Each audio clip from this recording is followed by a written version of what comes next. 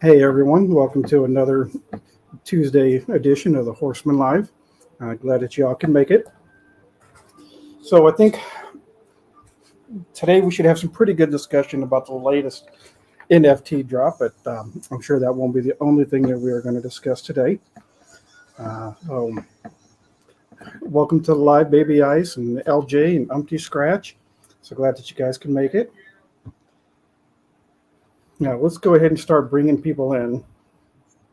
Let's start with the man who's going to bring the international flavor every Tuesday to our lives, Mr.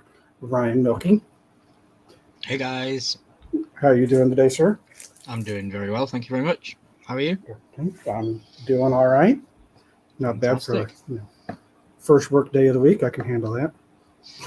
Yeah, end of the month, going into literally halfway through the year now.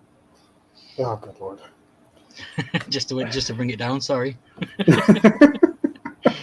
It's just I'm counting every day, getting closer and closer to doing my trip. So In February, right? yeah, 8 months. 8 months. Cool. Awesome. So, did you get anything exciting today? No, No.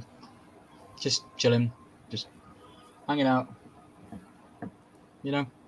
My scooter's broken. Well, not broken. I can still use it, but the spoiler on the back that has the brake light, the brake light on the back, the spoiler's snapping off because it's really plastic, and it's not supposed to be taken off road the way I take it off road, but I've kind of broke the spoiler, so I'm hoping that when it does snap, it doesn't disconnect any sort of mechanism with the motor because it's all electric. I'm hoping it doesn't short out something, but we'll see. Yeah, get some duct tape. That'll fix anything. Yeah, I'm thinking that super glue, duct tape, and then just go out and see what happens. There you go. Hi, everybody in the chat. Thanks for being here tonight. Hey, welcome, Anthony Blaze. Definitely. Jeremy, welcome. All right, so who should we bring on next? It looks like they're not paying attention. All right, well, let's go ahead and we'll bring on Mr. NFT himself. Hello, Jeremy. What's up, guys? Guess what day it is? NFT Tuesday, baby. Oh, yeah. How are you guys? Good. Good. Yeah, it was a wonderful day in Funko Land. Not really, but we'll get into that at some point. But you know how it is. Some people got packs, some people didn't. Some people bought from the drop, some people bought from the aftermarket. Some people went wee all the way home. So, it is. But I thoroughly enjoyed the day. It was exciting. I always like to get packs and try to get a video out as quickly as possible so I can be the first one to post a video. They do really well on drop day. So the video's gotten a lot of views, and it wasn't even all that great of a pack opening from a video standpoint, but it was most people's first look at what the NFTs look like. So I kind of enjoy getting those out there. So it's been a fun day. Awesome. What's up, everybody in the chat? Hey, Jeremy and for your Mark. video first. To be fair, I look for Jeremy's video first on the packs. I try to get them out as quickly as possible. Good evening, Kate. So I noticed that I'll admit I didn't make it all the way through your video. I got about halfway through, but I'll finish it later, of course. You had a lot of packs on that. Yeah. How many of those did you get on the drop? 4. Were you able to 4? 4. All right. Yeah. I got in. So my first trip in, I'll tell this short story. My first trip in, it said I had 5 minutes right when it opened up. It was like 5 minutes until you can buy. And the moment it got down to 1 and then 0, and it said you're now being transferred to the buying page, this pop-up window came up and it said your queue number has been rejected. And it booted me out and sent me to the back of the line. Oh, no. Unfortunately, I had 2 other opportunities to get in the line because I had multiple tabs open, and So they thought you were a bot. I mean, I'm guessing, and I know that that's why they do that, but it isn't really about them trying to stop the bots isn't about them, isn't about people with multiple tabs. It's about people who have a programming software that bypasses that website that randomly selects places in line. So what it does is it guarantees whoever has that computer program thing, whatever bot, it places them automatically in the front of the line every single time they go in, no matter what. So they just go in, buy packs, go back in, buy packs, buy packs, buy packs until they're all gone.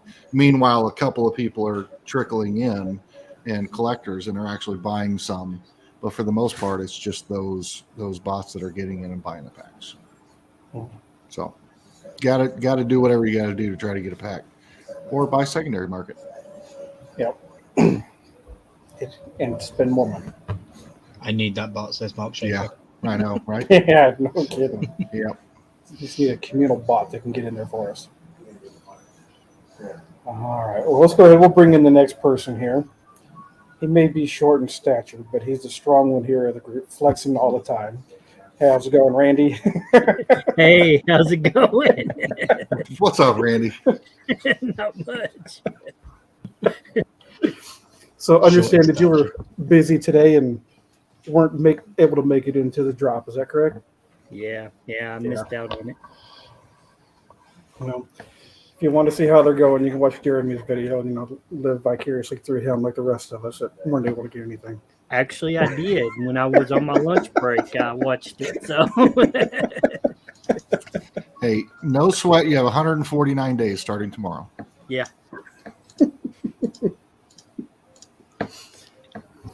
So you got Nickelodeon's closing tomorrow, ain't it? Tomorrow. Because I got a couple of epics I need to buy to finish the royalty set. Better get after it. Mm-hmm. As soon as I get off here, I'll be buying. I gotta get a couple. I think I have a couple of redemptions coming from the Nickelodeon set. Oh, just a couple. Yeah. Good. You might add some zeros on the end of that. All right. Well, I'm going to bring in the next person here. I think anybody who's known us for any length of time knows that he's the heart and soul of this group here. How you doing, Charles? I am doing great, guys. How about you guys? Fruit Loopy. Wow. Yep. Yeah. I figured since I couldn't get any NFTs today, I might as well just surround myself with Fruit Loops. It's all right. Yeah. Could be said the same for the rest of your co-hosts here too. So It's been a long, hot day, so you never know. Yep. You're out there pouring asphalt today. Yeah. We did 822 tons. Good Lord. Yeah. I don't know how much that is, but it sounds like a lot. 52 dump truck loads. Good Lord. Wow. Oh, Duncan. Very nice. Very nice. Maybe. He's my sock guy's brother, Jeremy. So everybody's week going good so far? I know it's just the first day, but It's rough. So far. Holiday weeks are brutal. Yeah. Yeah, trying to catch up. Yeah. Yeah. The worst. I'm sure mine will hit me in the next day or two. I'm always a little bit behind on as far as that's concerned. Yeah. All right. Big Easy made it to your house, Randy. Oh, sweet. Big Easy's here. It's about time. You almost missed me. I was about to be late. So, Hey, Patrick from Pops and Props. How you doing, buddy? Pops, Hey, Patrick. Tats in the house. Got a good crowd tonight. Mark Schaefer. We do. Well, let's go ahead and we'll bring in the last member backstage. He's the guy who works behind the scenes to make sure that everything runs smoothly for us. How you doing, Eder Genshin Master? Hi. Hi. I'm here now. Hi. The man behind the curtain. Yep. That's me. So how's your week going? Great. That's why I was That's how it is. Great, enough. I see you put a video out today. I Yeah. did. Nice. Nice. Yep. But 3 days in a row with a video? No, first video since I graduated. I've just been doing a lot of lives. But you shared a milestone with us in the Yes. Discord. Yes. I did, Yeah. and I don't know if this is a at the end of stream thing, but I'm gonna say it now. I streamed Genshin the 2 days leading up to the 2.7 update, which happened today, or I guess yesterday at like 1 in the morning. That stream has 700 views, and it has 4.6 thousand impressions. Mm-hmm. So that blew my mind. And then my Elden Ring one that immediately followed that has 265 views with 1.3 thousand impressions. That's awesome. That's fantastic. So Yeah. I'm over the moon. I bet. Yep. All right, I'm done.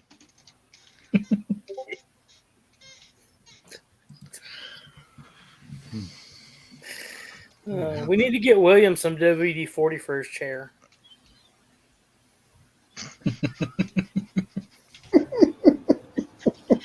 WD-40.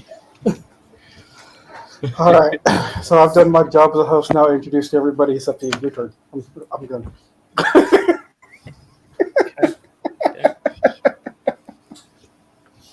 All right. So I know that the NFTs are going to take up a pretty good portion of today's conversation, with today being the drop. Anything exciting happening outside of NFTs for you guys this last week? Genshin Impact. I'm done. Mic drop. That's just how I just uploaded it, so I haven't got to play it yet. So I still got my dailies I got to do for today. I literally got here like at 8:20 and then had to get ready for the live. So you have your priorities straight. yeah. I did a live stream, played some games, did a video I got a box from the Luau. That was a really cool box. Kind of played around with the thumbnail and the title a little bit clickbaity, but a little bit not, because he sent me a beanie. So I was like, did he send me a beanie baby? You know, something little like that. And I'm gonna say live on YouTube, thank you to the Queen, because she's having a memorial or some jubilee thing this weekend. Just so happens that my payday was jumped forward like 3 days, so it means I can buy Elden Ring quicker. Thanks. Yeah. So the I've Queen, got it. I haven't played it yet, but I downloaded it. Yeah. well, I'm gonna buy the game as soon as I finish with this live. Yeah. Well, Elden Ring? that game is so last week. Yeah, it is when I posted my first video on it. What? Elden Ring's really hard. It's a very hard game. So, What's it called? Elden Ring. Elvin or Eldon? Elden. ELDEN. Like the town Eldon in Missouri. Yeah, see? Totally, yes. That's where I go every night to go fight people. That's probably why where it it's so takes hard. place, yeah. Yeah. Yeah. Yep, I downloaded it, played it once, and said nope. Went back to Genshin. Yeah. Yeah, it's completely opposite. It's so hard. I'm just going to live vicariously through you guys. Yeah, I'm not even going to try to play it. You can come in here and play it. Huh? Okay. Yeah, Yeah, Mark they have too many Schaefer. other things. Mark Schaefer won a great chase from me. Mhm. So the chase. Baby Hey, Ice Brian. has been lucky this week. Yeah. Yeah. I got to Yeah. ship hers out. I got to ship everybody's stuff out. I've been behind. There's Brian. He might have Hey, something Brian. to say on the NFT conversation today. I don't know. Yes, please plug your Yeah. box. Yeah. I know Templar's got one. I know Mother Earth Mafia still has one, I think, too. Mhm. You get lots of people looking for boxes. Yeah. Yeah. My that big boy box just passed through customs and is en route from Pop Culture. Okay. Yeah. So I totally forgot, but I tried to get one of those, and I forgot that my bank is stupid and locks the card.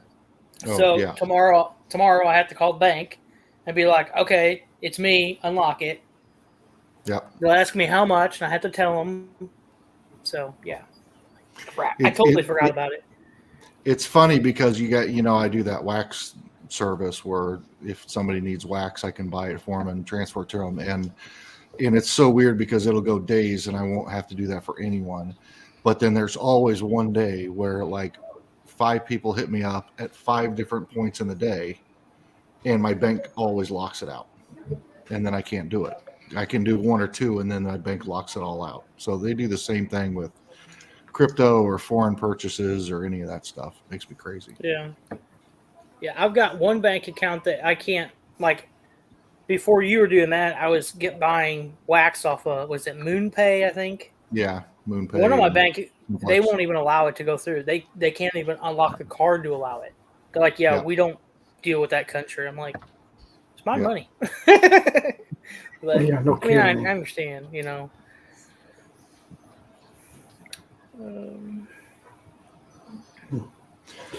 So, Yeah, Jeremy, I Brian- know that you don't like the Twinkie the Kid chase.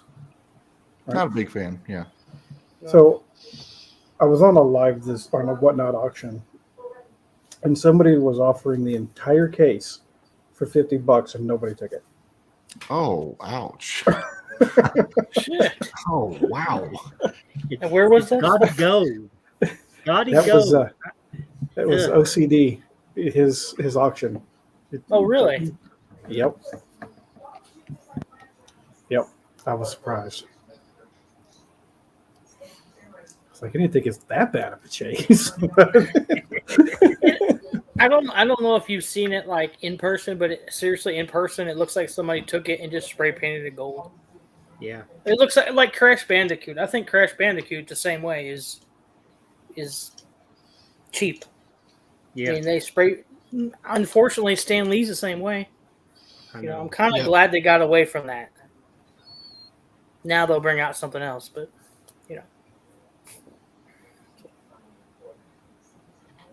there were some new sodas that dropped today. Was it C3PO Yes. Mm-hmm. and Luther from Umbrella Academy? So of course I need that one, of course. Yeah. Mm-hmm. And then something else. Yeah, it was pretty cool too. Now I'm drawing a blank on it. Brian, what's the other one that came out today? I'm sure you know. It's the guy who plays Yondu. Yeah. Yondu. Yeah. Yeah, Yondu. Yeah. Thank Charles you, need to Jeremy. get that and get it signed. Maybe. Yeah. That would be pretty cool. Yeah, Yondu's one I'd love to get. But it's a lazy chase. Yeah. The common, his top, the red thing is just cut off, and then the chase he just has it spiked up. Hmm. So, other than that, they look identical. Interesting. And like C3PO looks identical except for one arm is gold or was that bronze. Okay. I was looking at it on my phone at lunch. Well, I'm going to say lunch. We really didn't stop, and I was like, "What's the difference in the two?" And I couldn't see on my phone. I really couldn't see a difference. I was like, Right. Yeah, but on C3PO is one of his arms is copper instead of the gold. Congratulations, Nadia. "Yes, congrats on one Luther- year, Nadia." Luther to me is the kind of the most different chase of them all. So, Yeah. Him in the space suit, yep, in the spacesuit. for sure. Can't wait for that show to come out. The third Yeah. season.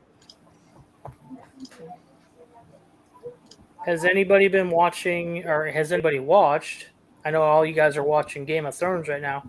Has anybody started watching the new season of Stranger Things? Yep. Yes, I have. Three episodes in. One. Not yet. I'm 6 in. I got one left, and I don't know if I Same want to watch here. it because I'm like, I Yep. don't know if I want to watch it and then wait. You know what? I think July 1st or something. Yep. So I don't know. I watched the first two, and then I remembered that I also had Obi-Wan to watch. I watched Obi-Wan Kenobi. The first 2 episodes was taken straight back to my childhood. Absolutely loved it. I was like, wow, this is bloody brilliant. Yeah, it was good. That's what I've I heard. binge Obi-Wan is watched amazing. Stranger Things and Obi on the same day. I Mhm. literally woke up, and on Sunday, that's all I did was watch those two. But I know you were talking about new sodas that came out. I shared a thing down there if anyone wants to bring it up. Do you guys know if this thing is real? Because this excites me if it is. Do you know if that's real? It was shared with Dish Tracker a couple of days ago. San Diego Comic-Con, and I've never seen it advertised with pictures like that. Usually it's like pops and stuff, but on the top row, in between those 2 anime guys, is Alison Hightower, and she's a Targaryen, so that confirms that I'm getting more Game of Thrones pops. Huh. Good Which eye is a on that massive one. thing. Which is a massive thing to me because it's been a while, you know? Yeah. Well, Yeah. they're going to do Rubik's cubes. All I don't right. I don't remember them calling me and asking me about the Rubik's Cube. So, Yeah, I'm excited for that Alison Hightower, of course, and that 10-inch Miss Minute from Loki. That looks really cool. that's a very odd. Yeah, that's why I was wondering if it was Yeah, real. I've And never seen them like that. Yeah, that's kind of looks like somebody threw it together on their laptop. Honestly, Yeah. I Hey, wonder if Auntie that's what's M. coming. So if that's what's coming, hopefully I get an Alison Auntie M. Hightower Game of Thrones pop, or House of Dragon at least. But yeah, well, it says where the information came from on the bottom. I just can't read it. It's not big enough. Princess Leia should have been fed, or should be fed to Jabba. Nice. information from Pop DN News. I don't know, but yeah, I hope it's real.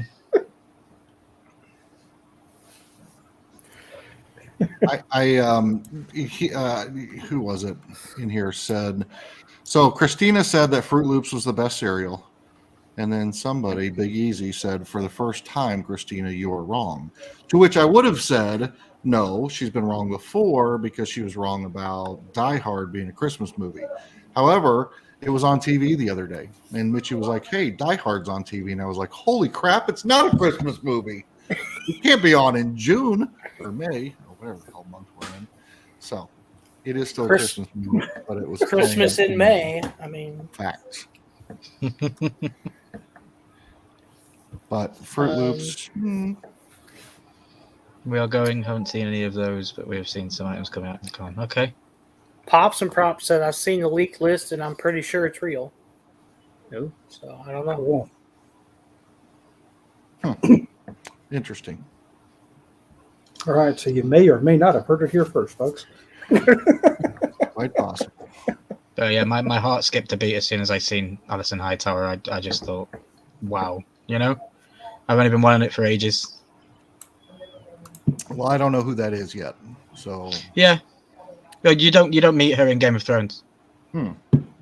She's a Targaryen family member, and the new series is set like 500 years before the things that happen in Game of Thrones. gotcha. How So far are she- you in Games of Thrones? I know it's been popping up on Discord, but I just haven't got a chance to read it.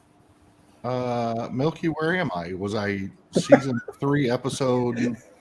Or am I in 4 now? I think you're in season 4 now because Yeah, I think I'm in you said that Oh. the pretty boy king died, didn't he? Yeah. Oh yeah. Spoiler. Yeah, you're alert. pretty far. As we've always said, if you haven't watched it now, then you should know. And I'm holding loads of stuff in because I'm waiting for Jeremy to finish it, and then I can invite him onto a live. I can get some talking going. I Hey, can't Andrew, wait. welcome. I can't wait, but it's so frustrating because Mitchie and I try to talk about it, and every conversation starts with, the one girl that's got the thing around her head with the one stuff, and then it's, well, what about that guy that wears that one thing around his? It's so hard to remember names. Yeah. So hard. Well, if And you then read once the you do credits, remember- it's if you read the Once you do credits, it's remember 'em, they end Man up with getting Robo. killed, so What? Yep. Huh? Bad. One at a time, gentlemen. One at a time. Okay, Randy, go. Once you do remember their names, they end up getting killed off. So That's what I figured too. Yeah. Okay, Charles, go. I said, well, if you read the credits, it's usually man in robe 1, man in Yeah. robe 2, man crying in robe 1. Yeah.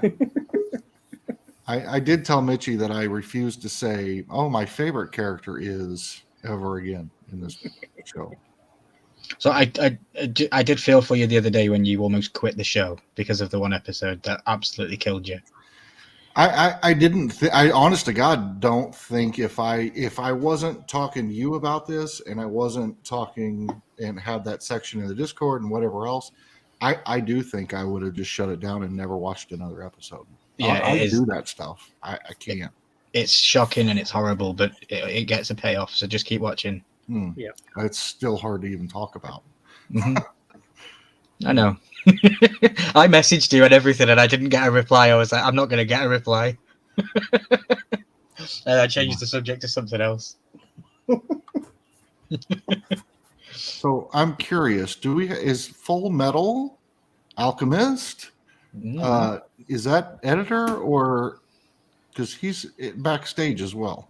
Don't bring that one on. Okay. That one is there for Other techie purposes? things. Okay. Full Metal Alchemist Okay. is an anime that I introduced AC to. I think he knew about it, but I did hit him know up about it. last night and I said, dude, I'm bored. Do you want to watch an episode of anime? And we watched an episode of anime that I've seen before, and he enjoyed it. It was pretty cool. It's an old one, though. Well, What's up, Augie? it's not every So day you guys get watched to the do- Smurfs? No. Yep. Oh, Mhm. oh. I mean, it's pretty Yeah. short.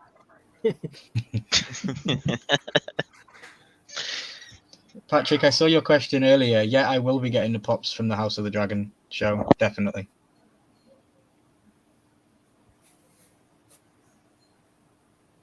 I'm guessing I will be too.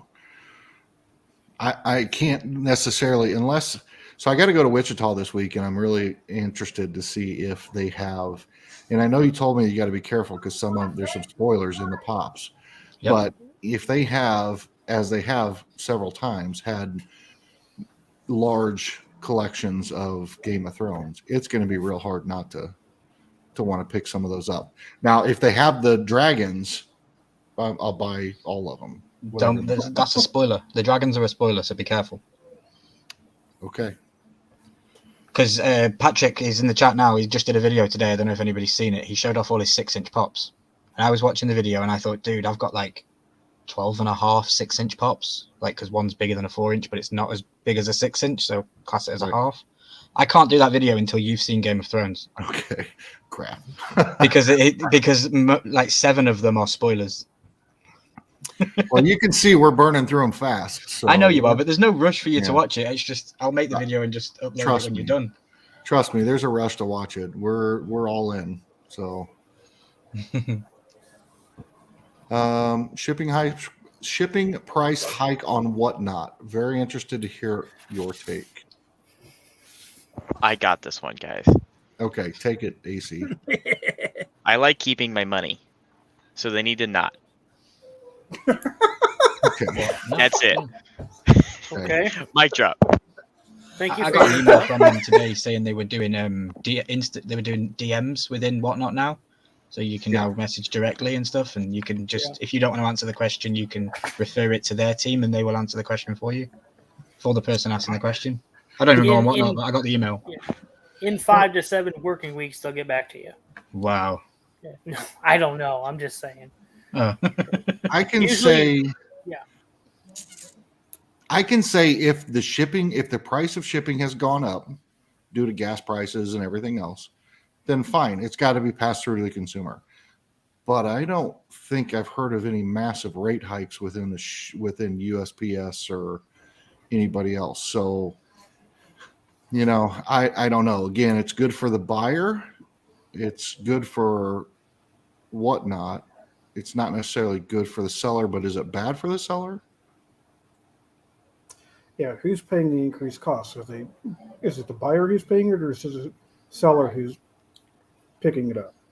I haven't sold anything on Whatnot in months and months and months, so I'm in the dark here. There you go. There it is. Okay. So it went from $1 to $2.50 per Wow. item. Wow. So yeah, Whoa. and the buyer buyer and then the pays. buyers And the are buyer pays. getting extra Okay. fees too. So the buyer pays. So it's good for the. It doesn't. I guess it doesn't change much for the seller. It makes more money for Whatnot, and it screws the buyer. Yeah.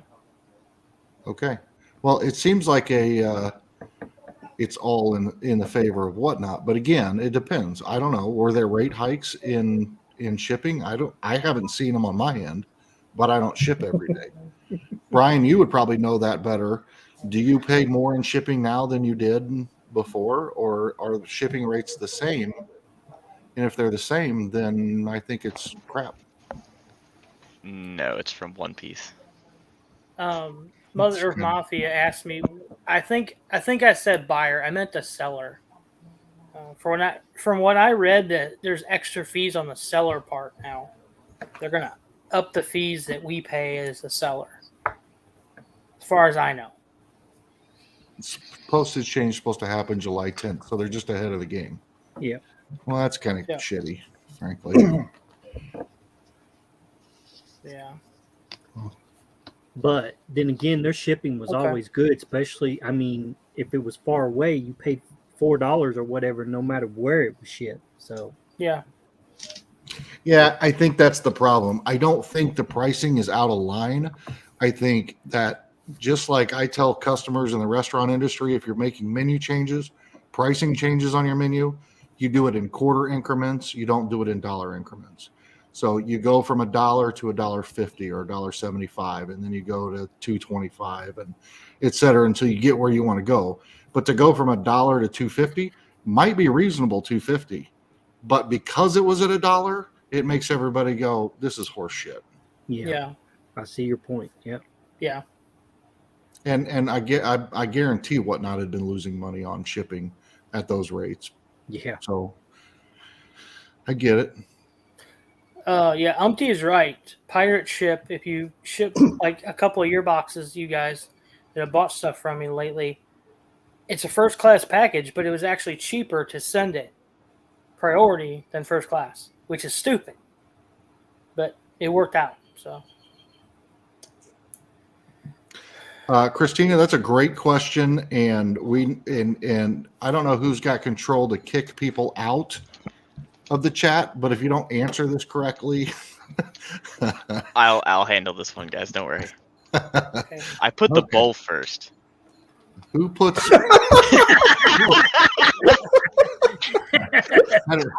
I figured you just poured the milk in the bag. That is the correct answer, but milk in the bag is not a bad idea. That's traveler cereal, Charles. Okay, so what is the answer? Milk first? It's cereal first. Cereal. After the bowl. Cereal first. Cereal. I think it should be absolutely criminal if you put milk in your bowl before you put cereal in your bowl. Okay. That's just my thought. I watched a YouTube video the other day, and it's a guy that I watch often. I enjoy his channel is Tyler Tube, and he does really goofy, weird stuff. And he was doing experiments with cereal, and he was like, what cereal tastes like with different liquids. So he's doing like Monster Drink and then heavy cream and et cetera, et cetera. And the first thing he did was poured milk in a bowl, and I had to turn the channel. I had to turn it off. That's a good point, Templar. Yeah. I'll give you that. Yeah. Mitchie said, "What if it's a cup of cereal?" Same rules apply. It's not about the vessel. What are you making? Add a cup of. See, I never have milk on my second bowl because I drink it. I don't see anybody. I don't see anybody saying milk first. I don't eat cereal. No. If you put milk in first, you're insane. Facts. Thank you. I mean, Ted Bundy did, so you know. Yeah, I actually so here's a weird question. Like my favorite cereal at the moment, although I haven't had it in 6 months, is Cinnamon Toast Crunch with chocolate milk. That's like a fat kid's dream. It's delicious. So anybody got favorite cereals other than Fruit Loops? Shredded wheat. Cocoa Frosted? Pebbles. Nope. My favorite cereal is whatever my dad's supposed to be eating. Are you serious, Charles? Yeah. Wow. Yep. Okay. It's like eating little. It's like eating little hay bales, you know. Yeah, it really is. That's disturbing. So, Danny, what are you eating these days that AC apparently is his favorite? I don't eat cereal very often because Milk and I don't agree with each other. Ah. But my favorite cereal is Kellogg's Frosted Flakes with a sliced banana. Okay. Do you ever do soy milk? Silk? I've tried it too. I do silk. Yeah. I don't drink milk, just almond milk. I got on a kick of that a couple years ago, and now the regular milk, like the smell of it, I'm like, no. That's what I mean by silk is that almond milk. I love almond milk. Okay. I don't love it, but Fruity and Cocoa Pebbles, Nadia says, 2 of my favorites as well. Although I have found that the Maltomeal brand or whatever that generic brand in the cereal aisle of Fruity and Cocoa Pebbles is almost better. Yeah. Mm-hmm. It's got more chocolate taste to it. And yeah. I like to make Rice Krispie treats out of those. Augie, no, I'm not Amish. I broke away. I literally never heard anybody say their favorite cereal is mini wheats, not frosted. It's literally like I grew well, it reminds him of the pea chips he ate when he was young. I grew up eating that with Grandpa, so I guess that's what ties that back, maybe. And Dad's was regular Cheerios with like 9 scoops of sugar and then a banana. I'm like, why don't you just eat sugar? Umpty, it's very, very difficult to milk an almond, but it is possible. Yes. You just have to have real small hands. There's a video for you. There's a video for you. Actually, there was a magician that did that. I can't think of that. He had a TV show, and he convinced everybody that he was making almond milk in front of them with an almond. It's pretty funny. Nice. A cereal stream. We could just all be sitting here eating cereal, ASMR style. Ranking cereals. I think Randy's talking to Big Easy. Did you see him? He was he made it into the house. Do we need to call 911 for you? Blink twice if you're in danger. How did you get in? Baby Ice asked, "What's everyone's favorite donut?" I happen to have one. Krispy Kreme. Do they have Krispy Kreme over there? I guess. It's a delicacy though. It's not very. You don't get it everywhere. Like it's in very select stores, and then it's highly expensive, but it's worth it. Nice. It's a good question, and whoever can guess what donut is in that bag, I will give them this Yogi Bear common soda. Is that your donut? It is my favorite donut. Mitchie, what's the answer? Yeah, Mitchie's going to win. Mitchie, win this so I don't have to ship it anywhere. To Canada. Yeah, the prices are going up. Save him. Save me.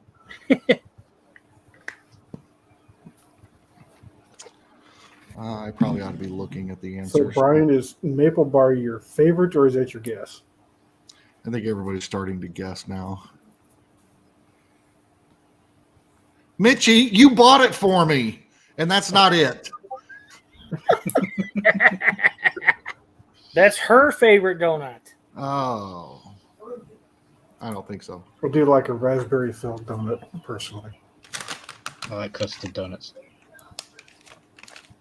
Custards are good too. Yeah, they're my favorite filled donut. All right, I'm gonna call it. Nobody got it. Feel free. You can keep ask. You can keep posting if you want, but nobody's gotten it so far. Not a plain glazed one. That's disturbing.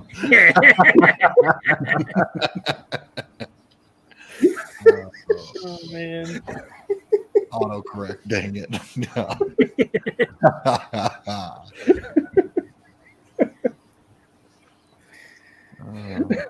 Oh boy. Rainbow sprinkle. A lot of good answers, a lot of close ones, but no, nobody Yeah, got it. blueberry cake donut. That's a really good one too. Yes, those are delicious. Mm-hmm. I'll find another way to give that thing away so that we can move on, but it is a Bavarian cream filled donut. Nice. So it is a cream filled donut, but nobody said Bavarian cream powdered donut. You can hear Mitchie in the background. I know. She was guessing. She bought them for me, and she was guessing and got it wrong. Nice. Yeah. She forgot.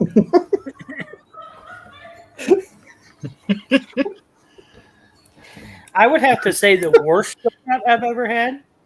It was a maple long john with bacon on it. Oh, maple bacon donuts are delicious. Not this one. It was very weird, very odd. Just I think you were closer with the Templar cream than you were the Boston cream. yeah, he's 1/17th Bavarian. See, Yep. Oh boy. we actually have a Dunkin' Donuts in a gas station here locally, and it was put in. It hasn't opened yet, but the sign's up, but they don't sell donuts. Nice. I've always wanted a pop figure of the Time to Make the Donuts guy. That would be pretty cool. Yeah. Yeah. Or you could do have the 2-pack with time to make the donuts. Already made the donuts. Already made the donuts. He's beating himself. Yep. Yep. That and Where's the Beef? Oh yeah. Yep. Yeah. But anyway, this has been an interesting stream. So we've gotten cereal out of the way. Now we've talked donuts. You guys want to go like what the best breakfast sandwich is, fast food wise? Or I don't know where we're at. Wendy's That's a tough one. chicken honey biscuit. Sounds good. Hmm. I am a bacon, egg, and cheese McGriddle guy. I think I I don't eat lean. breakfast. My breakfast is a Red Bull. So Yeah. Yeah, I don't eat breakfast either. I think mine will lean more towards the loaded biscuit from Hardee's. Yeah, that sounds good. Yeah, Mitchie well, wants me to mention that she bought me Taco Bell today, but she did not get me a Baja Blast freeze or anything. what? Mitchie. No, we're gonna have to have a talk after this live stream. Yeah. Made Randy's it list right there. Yep. Bojangles sausage and egg biscuit. Ah, I see. Apparently, I was given Mitchie's food. Bailey gave me Mitchie's food, and I didn't know So it. you so I guys ate get it. stuff at McDonald's we don't even get. Sausage egg McMuffin. That's a good extra sandwich from McDonald's. Mhm. Get one for like $1 to go with a 2 burrito meal. The steak, egg, and cheese bagel. That was good. Our McDonald's don't have it anymore. They quit Yeah. making it years ago, but I liked it. With a hash brown on it? Oh, baby. That does sound good. Yeah, I don't think ours has them. Now, I don't have one close to me, but I was always a big fan of the ham, egg, and cheese croissant from Burger King. Yeah. I Because like when I would make it back in the day when I worked at Burger King, I'd throw mayo, lettuce, and tomato on the bacon, egg, and cheese croissant. And that was my go-to breakfast sandwich for quite a while. Nice. The 2 Burger Kings that are within 200 miles of me don't even do breakfast. They open at noon. Wow. That's crazy. Just seeing all the stuff in the comments, it's like, yep, never heard of that, never heard of that, never heard of that. Oh, you got so much to try. Tell me about it. I'm gonna go back on the plane needing 2 seats and 200 pounds heavier. Yeah, if I can get you to like a Panera or an Einstein Bagels or something like that, where you can get bagels, and hey, there's so much. Actually, you should get bagels while you're in New York. Is where you should get bagels. Mm-hmm. Yes, for sure.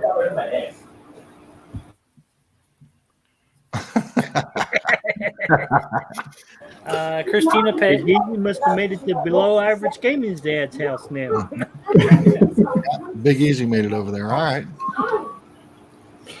Yeah, Yeah, I they're know me having too, some- Templar. Technical issues in the other room that they're trying to get straightened out. I see. Nice. And our editor deleted his name, so I have a blank name. It took me 10 minutes to figure out how to do this, and now I am blank. Okay. You look like General Bear. I don't know. Yeah. Yep. Okay. Yeah, rabbit's good. Rabbit's good. What did I Squirrel, walk into? squirrel good. Exactly. So bringing it back for a moment. No. What in? Dan What is in? muted to NFTs. okay. So we're never getting the breakfast line of NFTs. Yes. So that's how we got down this rabbit hole of cereal. The Kellogg's drop. He was the one who started. Despite what you thought of the actual physical drop itself, meaning when they went on sale and how people got in and didn't get in, what were your thoughts on the actual line itself of NFTs? Haven't seen them yet. So, That's I'm unacceptable. happy. Charles. I'm happy there's more max token heads than there was in the last drop. So I'm loving that. You know, I can't believe I only got 2 in the DC line. And I'm getting 5 in the Kellogg's line. In a cereal line, right? I like you. That one. Doesn't make any sense, but hey, I I'm like not going to this one. complain. Christina Payne, you gotta like her. Yep. And I like the colors. I think the colors are probably the best they've done. They pop. They really do pop. So yeah, they look really cool. Especially on that max token head where he's eating Fruit Loops. I mean, it's just so colorful. In the epic version, it's so colorful and so cool. I think I love the that one. Toucan Sam one stands out to me the most. Yes. Question. Answer. So you can get the Kellogg's like Funko Pop, right? It's redeemable. Some of them, yeah. Are they made out of like ramen? No, they're made Oh. out of corn pops. Well, then what's the point? They're edible. Exactly. You just pour milk into the box. Oh, it's like I'm still okay. working on my redeemable. So it's like milky when you put redeemables. hot water into a bag and then you get like mashed potatoes. Yes. See, I get it now. I'm sorry. Yeah. guys. You just I get pour it now. milk directly God. into the box. Thank you, and then Nadia. eat it. Okay. It comes with its own spoon. Several of them do anyway. A couple of them. Only the grill, right? now it would be cool if the spoon came out of the figure and you could actually use it. I agree. And put it No, back I in. guarantee you, some idiot out there is going to do that video where they pour milk into the pop. It might be me. I think it'd be cool. It might be me. Like just freeze the milk and then you can have like a hypostasis tiger. And then I I'll don't just rinse the pop off and send it to Obi. It'll be fine. I'm way too hyper. Who turned on the heat, Randy? I did. I I'm did. trying to get you out. You keep trying to come in.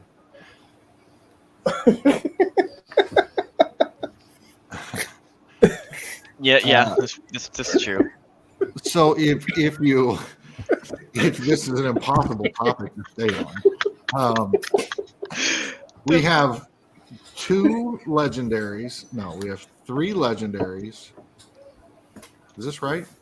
Good No. gosh. We have a Grail and a Freddy, which everybody's calling the Freddy the food poison Freddy, because it's Freddy is Dig'em Frog. And then you have Cornelius, Coco the Monkey, and Sugar Pop Pete. And then you have the Grail, Tony the Tiger Jr. If you've seen those physicals, are there any of them that you like better than the others? Is there anything that, I mean, what do you guys think of the physical redemptions, what they look like? Guys, I gotta Can go you eat first. them? I'll be back in a little bit. No. Oh. I don't know, Dad. Which one do I like?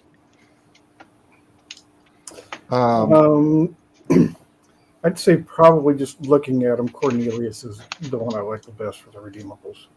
I agree. Yeah, I've seen that one. Yeah, that one's pretty cool. Cornelius and I do like Coco the Monkey, but Tony Jr. is pretty cool. It's a throwback for sure. Tony the Jr. reminds me of the retro Tony the Tiger they just did. And it is because the retro Tony the Tiger on the box had him and his son Tony the Tiger Jr. Mm-hmm. So it is a throwback to the old retro. So this is a lot smaller set then, right? I Yes. mean, total piece wise as well. Very much so.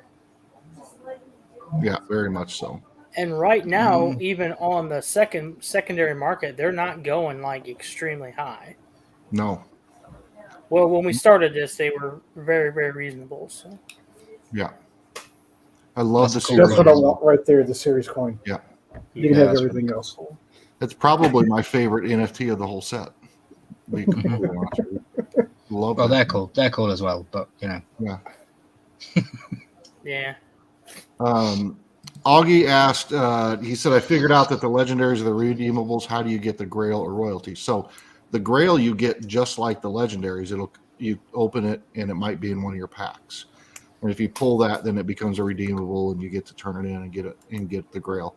The royalty, you have to collect one of every common, uncommon, rare, and epic. And if you have one of each of them, one of every one of those, then you will get the royalty set, which is the Freddy Funko. But the Grail just comes in the pack like a legendary does. It's just the odds are like 0.2% chance of pulling it. Mm-hmm. Very, very low pull rates. Bob is just chilling. He was working on a painting earlier, and he's took a moment to feed the squirrel on his shoulder. But yeah, he's just my buddy Bob, hanging out down here. I'm Mother Earth Mafia. I think possibly you are. I'd love to have that conversation with you because I think you're right. I think the hype is dying for sure, and I think a lot of it is financially driven for sure. We're coming out of, we're in the midst of an ugly crypto market, like way uglier than any other market right now. And so nobody wants to jump into the crypto space, which you have to in order to be in the NFT space. And plus now nobody has any expendable cash because they're all spending it at the gas station and food and everything else. And so, yeah, it's kind of a luxury item that's getting pushed to the side at the moment. And so a lot of the hype is dying down. Will it pick back up? I don't know. Maybe, hopefully. But right now it is a little slow until they come out with like Marvel or Star Wars or something else. I think with the right drop, yeah, you won't see a difference with the right drop. Right. For sure. Yeah.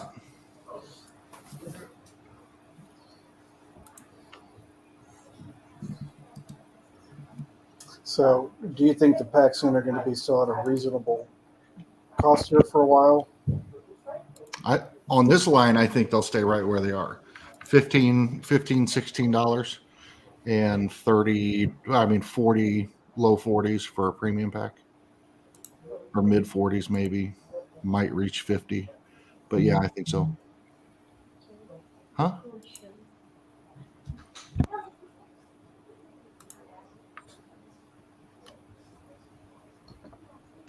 All right, sorry, I'm back. Yeah, I think the prices are going to stay the same. I think DC taught us a lot.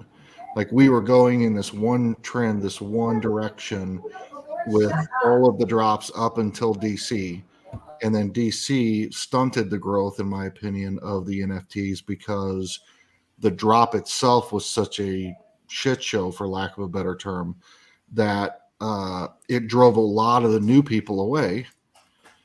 And then there were a lot of repercussions about that. And then bots, and then there was a coordinated effort to not buy packs from people who used bots to get them. So a lot of times after the drops are happened, they put all these packs open on the secondary market, and there's groups of people in the different discords that I'm in that know who those people are, and we refuse to buy packs from them. And all of a sudden it drove the price of the packs down further and further and further until we got $20 packs of DC. You couldn't get $35, $40 standard packs of most lines previous to DC.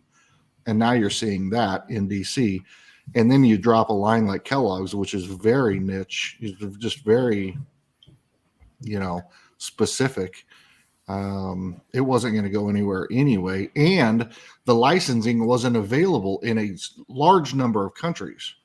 So there were countries that couldn't even participate in the NFT drop because they weren't available to them. So this whole one has been, I will say that I agree with Mother Earth Mafia on the redeemable part, getting the physicals into the hands of the customers, but it doesn't seem like that if you're getting them from every drop. Like once I just got my Iron Maiden in, and then I'm about to get my email about shipping on Halloween, which will be followed by Star Trek, which will be followed by, it does seem like it starts to roll together, but you're right. It does take too long to get them from, they've already printed them. I don't know why it takes so long to get them.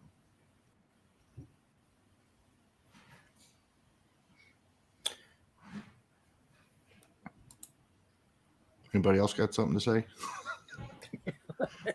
See, I didn't know if they were already made or if they waited until the date came and then they produced them. So I don't know. One of the biggest complaints about which drop was it? Maybe TMNT? I can't remember which drop it was. One of the biggest complaints was that the pops were all really, really dusty. Like they had been made long time before, sat on the warehouse shelves, collected dust, got shoved into boxes and sent out the door. Well, if they're made that far in advance, then what's the issue? Now, yeah. I will say that Funko's holding them, but Drop is shipping them. So I don't know if they're going from Funko to Drop, who's verifying everything and then shipping them out from there. I don't know how that process is working, but I know that the redemptions that I got are coming from Drop, not from Funko. So Brian's got a lot to say, but his fingers are hurting right now. So, well, Brian, do you want to come on? I'll send you the link. For real, I'll send you the link. I was thinking if it's going to take 3 to 4 months for you to get a pop, and they're really expensive, then they should let you do things like add a pop protector, like you said last week. And I said backstage to you guys, for the likes of Jeremy and that, and for the likes of people that are pulling these packs constantly, if you get 3 or 4 of the same grail, you should be able to redeem 3 of them for a 6-inch, redeem 5 of them for a 10-inch, and it makes it so that I don't know. I just think it'd be really cool and really unique because if, like Jeremy, for example, I don't know how many you've got of a certain one, but you've probably got 20 of the same redeemable. Mm-hmm. Yeah. And, you could be the only dude with a 10-inch redeemable because you redeemed 5 of them for 1, I think that's a cool idea. And it'd give people, you'd still be able to log into your account. You'd be able to add them, add things, take things away, pop protectors. I don't know, just customize it somehow. Drop is the one that's saying that they are being destroyed. Funko has said they're going to get destroyed, but I don't trust Funko. Drop is the one saying that they're verifying the correct numbers go out to whoever they go out to. There was a case like, for example, Landmark Collectibles. His never showed up. He got lost. Whoa, you okay, Charles? Yep. His never came in the mail, so he had to open an investigation. He had to open an investigation with the Postal Service, find out that yes, it's lost for good. He contacted Drop. Drop sent him one of the extras that they had made to recoup the loss of that one. I mean, that one's going to show up somewhere, but whatever on that front. But supposedly Drop said after all that is said and done, and anything's left will be destroyed. Now, I don't know how you verify that, but that's what they But how long are they going to wait? I mean, there has to be a period of time. They have to identify a time frame. I don't, and maybe they have, and I don't know. But you can't say like I shouldn't be able to a year from now go, oh, my pop's damaged, I need a new one. So I'm guessing there's a time frame on it. I just don't know what it is. Brian, I did send you the link if you're interested. So definitely. Yeah, wouldn't want you to get a carpal tunnel in your old age trying to I type know. out all these responses. Yep. Right. I'd love to hear your thoughts on it and your thoughts about, because I know Brian was pretty big, got kind of hot and heavy in it for a minute. And then I don't know if, I mean, they've been so busy over there. I don't know whether they've carried that forward or not. If they're still getting in on any of these NFT drops or if they stopped. But, you know, my fear is like I have 44 redemptions from Retro Comics. And so how do you get them shipped? Do you get them one at a time? Do you get them 10 at a time? Yeah. Do you get 44 of them shipped all in one giant ass box? How do you know, what's the safest way to do it? Because they're not going to put them in protectors. They're going to cram them in those sorters. The one I have gotten so far came in great. No damage at all. But So how would you go about getting them shipped separately? If you have, say, 3 or 4, how? you just redeem them one at a time. For every that I've known a couple of people that they had multiple tokens and they just redeemed one token at a time, and every one that they redeemed, they got a separate tracking number in a separate box. So Okay, so if I'm you redeem, confused. How would you do? I don't know how you do that. Because well, if it's in your drop, or if it's an Atomic Hub, then isn't that an automatic redemption, or do you have to do something special? you have to once you get the token coming into your wallet is automatic. But Okay. once you get the token, you have to transfer it to Drop, and then you have to submit you have to go in and click redeem and actually redeem that token and go through a process, give them your address, do all that stuff, confirm shipping, all that. Okay, that makes sense. Yeah. So for every time you do that, so if I had 10 coins and I did them one at a time, I would get 10 boxes one day. And should be one day at a time. Yeah. Yeah. Well, see, that's why they have to give you multiple days, because people like you, it's going to take you 4 weeks to do them one at a time. Right. Well, I didn't realize the amount of time that it was gonna take to do that, because you're right, it does. You have to. I mean, it's not fun to redeem one at a time when you have 40. So I didn't. I redeemed some of them. I redeemed as sets, all 4 of them. Some I redeemed as individuals. Some I redeemed in whatever. I don't know.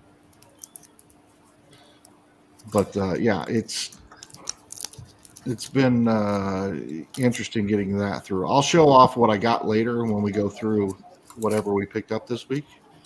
But that's it's too hot. You sent Big Easy back out to the truck. Yeah. You should have been fine sipping on that Baja Breeze you brought him. Yeah. Or your But Baja he'll come Blast. back in for this. Yeah, he'll come back in for that. Of course he will. No question. But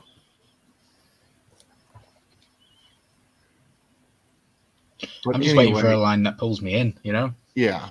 I want a redeemable. I do really want a redeemable NFT, but I'm just waiting for the line. I was going to ask you, like, what What could they bring out that makes you go, no? Is it going to be anime?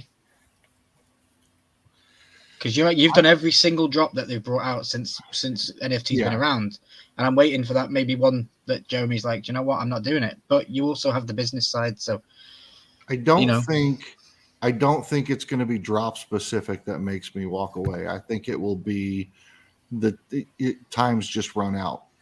And I think we're there as far as, I mean, I do NFTs as a business. I've invested a certain amount of money. I've tripled that money.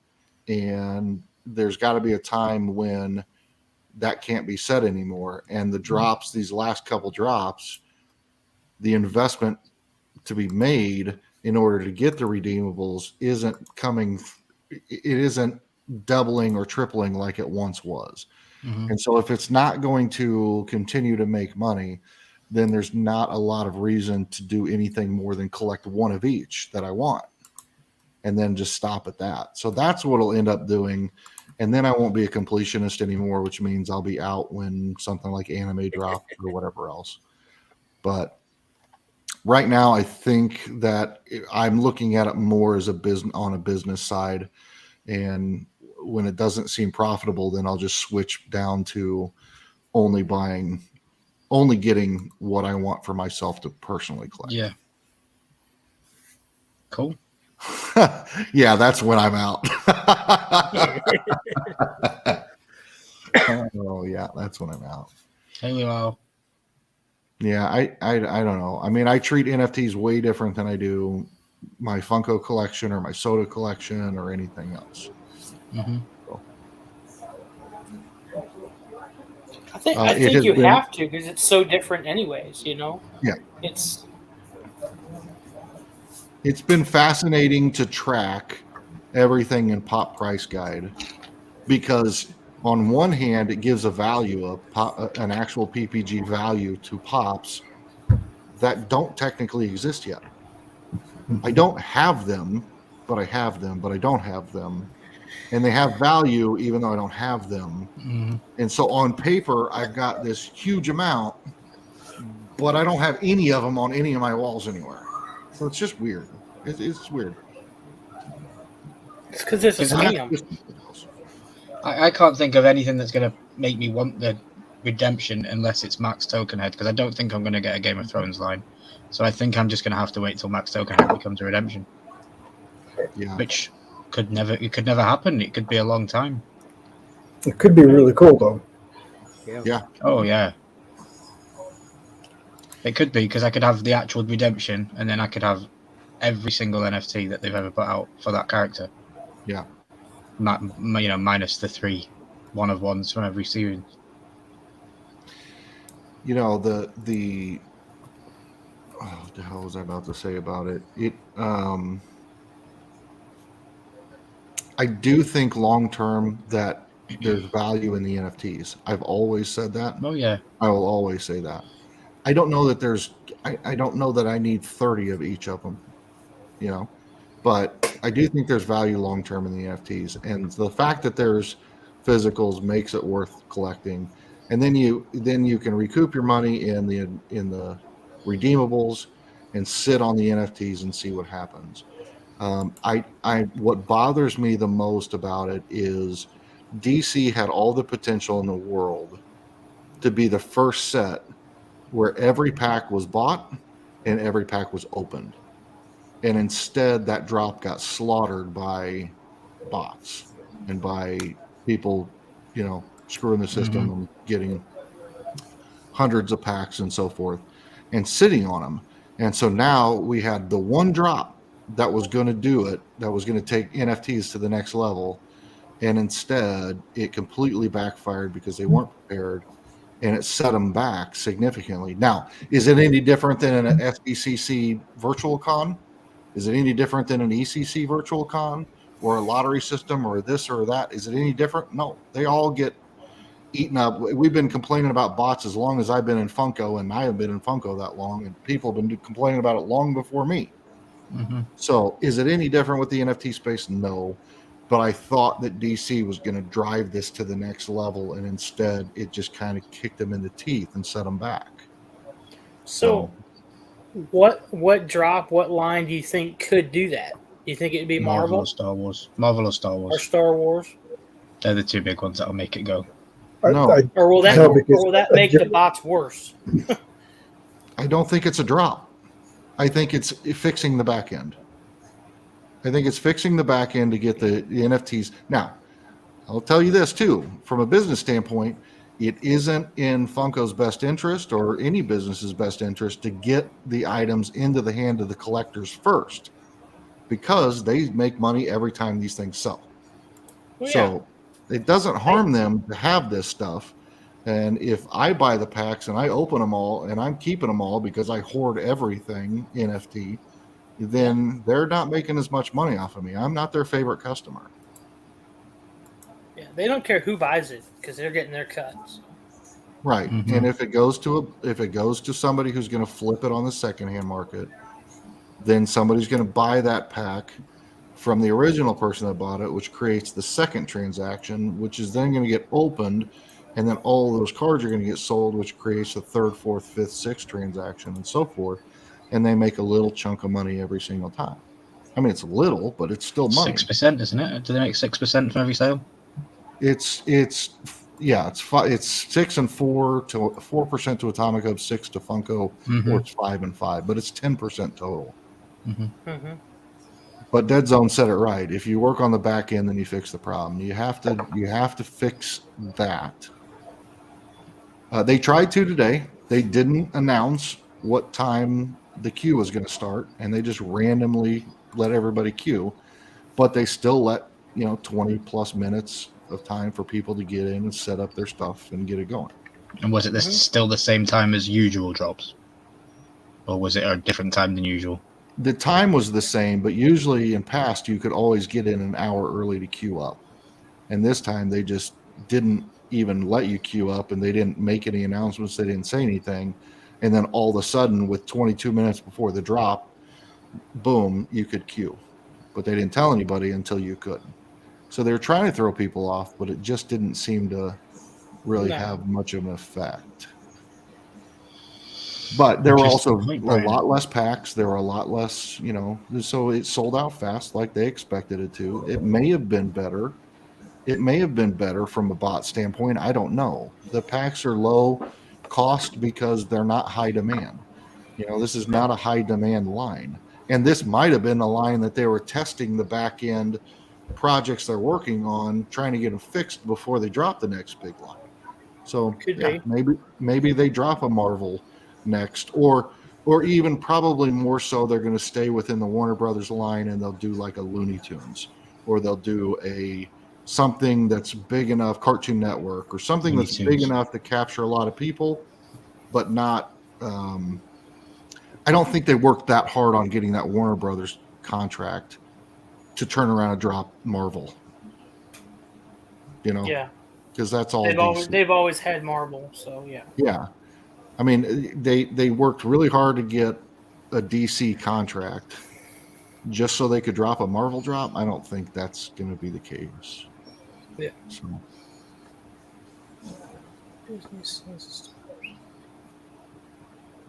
Yeah, that'd be interesting.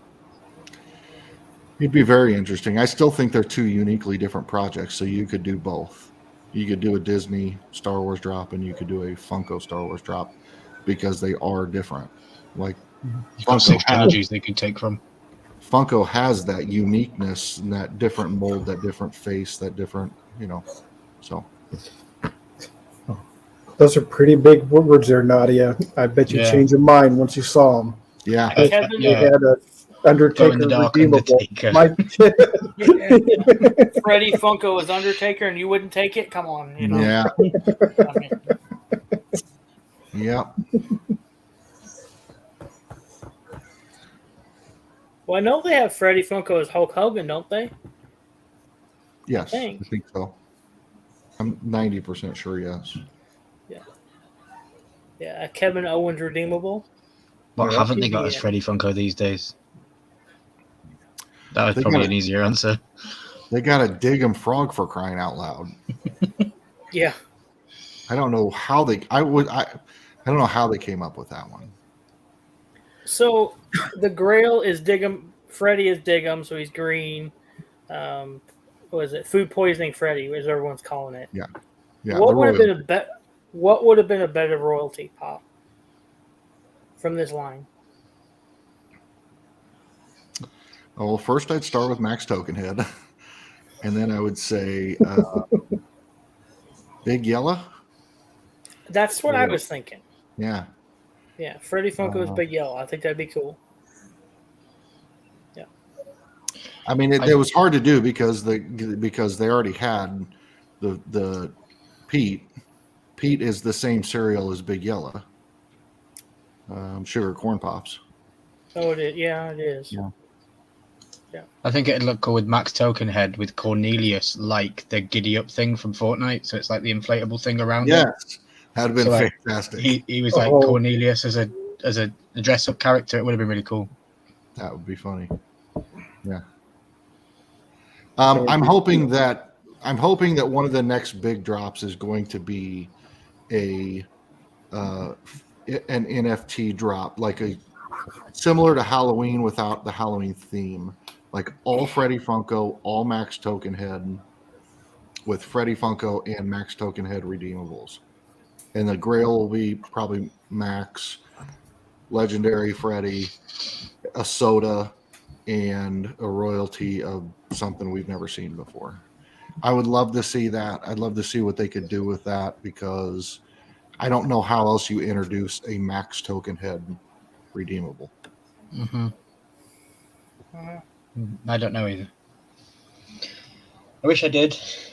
That's what kind of drew the question about making the 6-inch and the 10-inch, because they'd made the soda, so they'd already thought, well, we're not just going to make pops with these things. Yeah. So I would like to see it. I think they need to do something to re-energize to some degree. They need to reward people with mastery sets, or they need to reward people. They're doing the bonus drops. I get that. That's cool. You just need to do more with it. But they need to, like, okay, if you have one redemption, or if you have one series coin from every set, you can turn it in and get this limited edition pop. Or if you have, I mean, for crying out loud, you'd be surprised, but there's a lot of us out there that have one of every one that's been dropped so far. It's not just me that's been hoarding them from the beginning. There's a lot of people out there that I talk to in other Discords that have at least one of every single set ever made. And I feel like that should be rewarded at some point. And maybe they're waiting until there's multiple series of one line. Because hell, the next drop could be Series 2 of Retro Comics, or Series 2 of whatever. Well, that was going to be my next question, because right now they all say Series 1. So we know at some point we're going to get a second DC and a second Retro and a second Nickelodeon. Yep. How long until that happens? Yeah, I think so. I think something needs to kick it in the butt. I think something needs to light a fire under it. Like TFTV says, there definitely needs some rehype. They need to do something to inject some excitement back into this. And again, none of it's going to help if you're it's your first NFT drop. Oh my gosh, it's DC. I'm super excited. I never would have bought NFTs until this line came out. And then you get in line and you have to wait over an hour and it sells out in 20 minutes and you get nothing. And you don't know how to buy wax. So you can't buy anything on the secondary market. So you throw your hands up in there and you say, screw it, I'm not doing that NFT thing. That doesn't make any sense. Yeah. There's got to be a better way. I don't get why they keep the bonus drop requirements a secret. Why not tell us what you need, and then to go hunting for it? So if they say next month the new Max Token heads are going to be this and this, and if you want it, you need to have either a royalty set in this card, or this card, and then I can go looking for those cards in the next couple of weeks and know I'm going to get my Max Token head at the bonus drop next month because I've done the shopping for it. I've looked for it. Yeah. Plus, it would give a guy like me who's probably got 30 of those cards the opportunity to make a little money off of them, because instead of 15 cents, they'd be worth $10 a piece. Exactly, and then Funko, they make money because you're selling the cards again on, not just sat there and then giving you 30 of the same thing. Yep. Yeah, they're going to make a little bit of cash off telling you that you need Yeah. this max token head. If 100 of them get sold, 6% of that. Because I don't Yeah. see anything on social media from any official source saying like this is the bonus drop and this is what you need. I get my information from the Discord and from friends that are part of the NFT world. If I didn't have those friends, I wouldn't know what I needed to get this bonus drop. I wouldn't have a clue. Because people figure it out in minutes, don't they? They put what you need in the Discord in minutes as soon as it drops, and you're like, okay. Yeah, it can be kind of easy to tell for somebody who has. I mean, like if I get 12 dropped, it like last time I got 12 of one card. Mm-hmm. Well, I know that's for royalty set of retro comics because that's the only thing I have 12 of. So it made it real easy, But you can iron it out pretty fast. But once the drop is done, the drop's done. There's no more coming out. But the issue is even still with that. So now I have 12 common max token heads. I give some out. I keep the mint numbers that I want. And then like right now I've got 9 of them sitting in, or I've got 8 of them sitting in a wallet that don't resell for very much money, but I don't want to give them away because they might be the next thing that you need to get the bonus drop.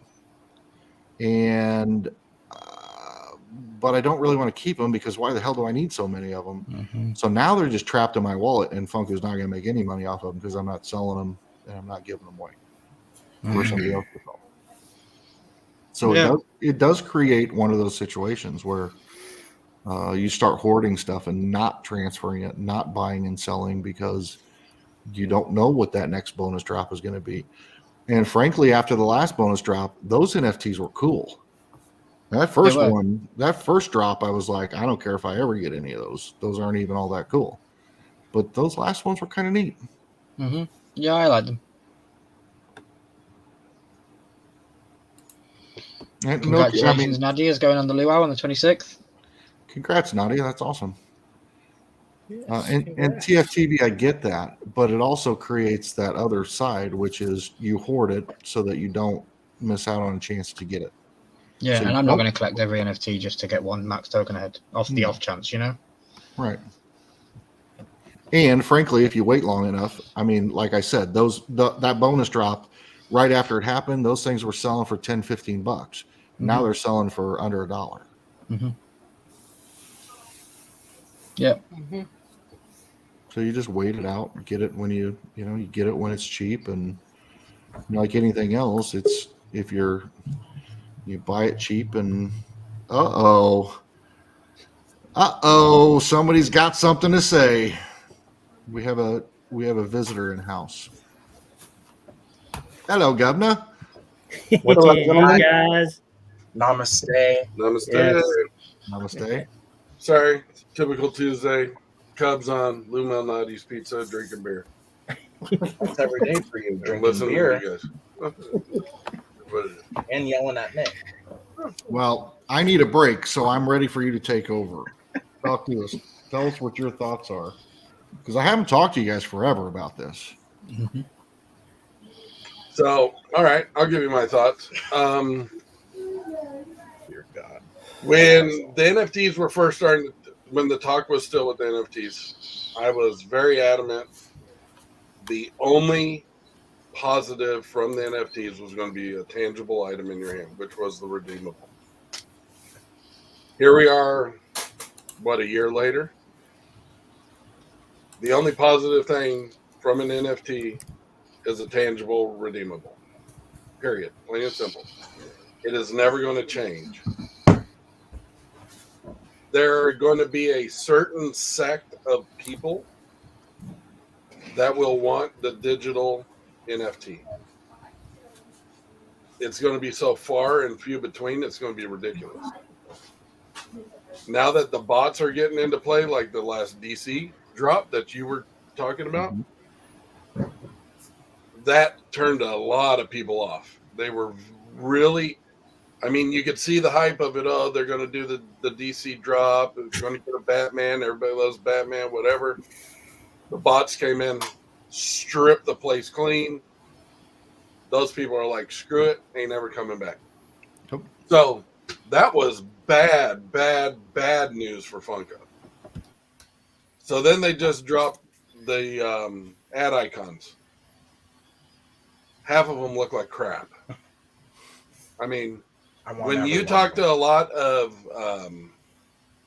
Funko diehards, they're like, I don't even want the redeemable. It looks terrible. I mean, in my opinion, the Tony the Tiger looks, I mean, that looks janky. I mean, it's probably the worst one I've ever seen. So when you're looking at it that way, the Iron Maiden one, they started out, I mean, when they started out with Iron Maiden, you know, that was one of the first 3 or whatever. And then the Star Trek, I think they did, I understood what they were doing, trying to get their groove. Right. But I think they made missteps in what they were choosing. Mm-hmm. I think they could have did ad icons earlier. I think they should have done ad icons before Teenage Mutant Ninja Turtles, to tell you the truth. They're having, in my opinion, more success doing the soda 6-packs with the Loungefly. Right. There's more hype behind them. More people are actually getting the product in their hands than with the NFTs. So the thing that blows my mind though is the reason they didn't do ad icons or something crazy like that in the beginning was because they were terrified that it would backfire, they wouldn't be able to handle it, and it wouldn't go well, and it would turn people off at NFTs. So what did they do? They worked themselves into a big drop and then still royally screwed it up. Yep. And then now it's even amplified, magnified on a level that you can't even. I mean, I helped set up so many wax wallets leading into DC for people who will never buy an NFT after that drop. But see, even with what you said, they royally screwed it up, but they royally screwed it up with something no one wants. Right. Whereas if they royally screwed it up with ad icons, how many people would still be clamoring for those ad icon redeemables? Yeah. You would still have a buzz about it, but you don't have a buzz about what they dropped the first time. But if they would have dropped the ad icons, you would still have that buzz. Right. Plus, that buzz would be more momentum down the road for all your other drops. Mm-hmm. Because people are like, oh, there's this much buzz on this end for something that got screwed up and people trying to get it. That, man, I'm going to have to get in somewhere down the road. But they screwed that up too. Yeah. Yeah, it's a frustrating thing. And I'm not going to count out the advancements in technology and gaming and the metaverse play and all that stuff, because who knows what's going to happen 10 years from now or 15 or 20 years from now. Will the NFT itself be more valuable because of something down the road? Maybe it will, maybe it won't. That's what I'm holding on to the NFTs for. But I've already 5x my money in the physicals. So I don't really care. You went into it as a business. Yes. Right. Which, if you went into it as a business and you were able to grab, I mean, that's what Nick and I did. We went in as a business, grabbed what we wanted because we knew we were going to profit from it down the road. I mean, I've never even gone back into my drop to look at my NFTs. I couldn't give a crap about them. Sure. I will never look at them again. I don't gaze upon my NFTs daily. I mean, I go in and I know what we're there for. What do we have to do to claim X to get Z? We do it, grab what we want, and out we go. I'll never go back to look at it, ever. Because I don't think, and I'm not saying Funko's NFTs will never achieve what they want them to achieve, but they're not there yet. Right. I think if you come back and in 2 years, there's going to be some new technology that they're using for these NFTs, which will probably make them more valuable or more collectible, let's say. Mm-hmm. So the ones that they have now, are they going to be more collectible, or were these just starter packs? Let's say. So, Yeah. I mean, there's a lot of what ifs into it, just like in crypto or whatever else. It's new. It's in the infinite stage. It's what infancy stage, whatever. But it's like if you're going into it because you love the product, you love the Teenage Mutant Ninja Turtles, let's say, and you get them, good for you. You love them. There's going to be technology that is going to help you display them or do something with them. Guarantee it. It's going to happen. Right. I mean, I've seen the wall thing where you can shoot your NFTs on, and it's like a picture or whatever. Great. That's awesome. But in our position, your position, a lot of other people's positions, it's a business. It's an investment. Right now, I don't see Funko's NFTs being a business or investment if you're just a minor collector. Yeah. I've said the same thing. These NFTs in Funko space will either be base set Pokemon and be worth ridiculous, stupid money down the road, or they'll be record albums that 99% of them aren't worth the vinyl they're printed on. I mean, maybe they've come back a little bit, and some of them are more valuable. But not very many records are valuable. You can buy them at garage sales across the globe. So I don't know which they're going to be. I do know that right now, and so I always look at this too in this frame. Right now, an NFT has to be a certain size, a file size, in order to create. So they are working within the confines of what they can put into that file size or file space. So the animations can't get off the charts. They can't do crazy things like add sound or add music or add whatever. And just like the early cell phone was this big and now is this big, you know, that technology could advance to the point where these NFTs could damn near be like a small movie. There will. Or and have sound and effects and everything else. It will get to that point. Yeah. So when they get there, guaranteed. when they get there, that's the value. Okay, now here's the other thing I say. How many people in 3 years, I think I wrote this up on the chat, are either going to remember their Dropbox access email, codes, passwords, whatever else, or even how to get there? Mm-hmm. How much of that product is going to just be lost into the digital universe? Well, for those of us that do have ours, that makes ours that much more rare.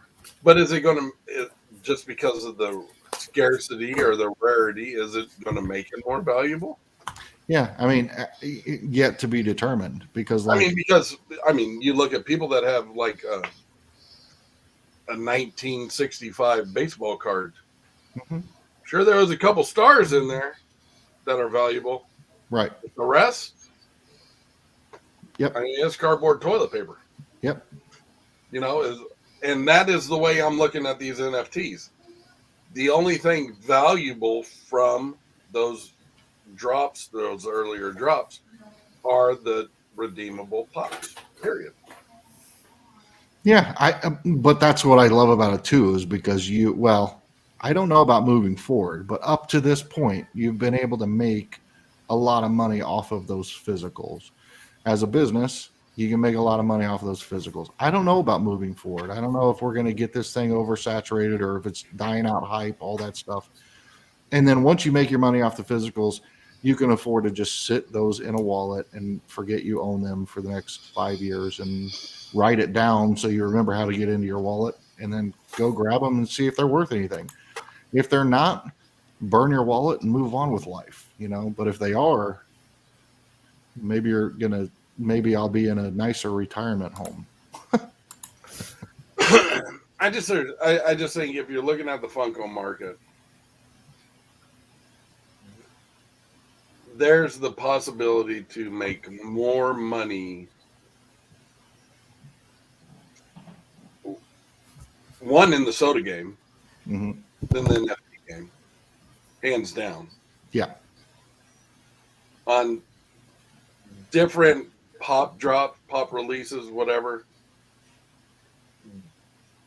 long term, in my opinion, there's more value in hedging your bet that way than with the NFTs. And the reason for that, in my opinion, is you have a more accessible, a broad consumer Sure. buyer than you do for the NFTs. Sure. So if I was looking, okay, am I going to drop $1,000 today in NFTs? Hopefully I get a couple redeemables. Or do I want to go out and buy some newer pops or newer sodas that I see or that I have seen have the chance to increase in value? Right. Which one is going to profit me more? Or even buying, yeah. If I'm looking from a profit gain, I would go with the pop sodas. Yeah, or even buying an older collection, somebody's collection for the, you better return on investment. I think you're probably right, except, I don't, this is my way of operating a business without owning a business. Like I don't want to inventory physical pops.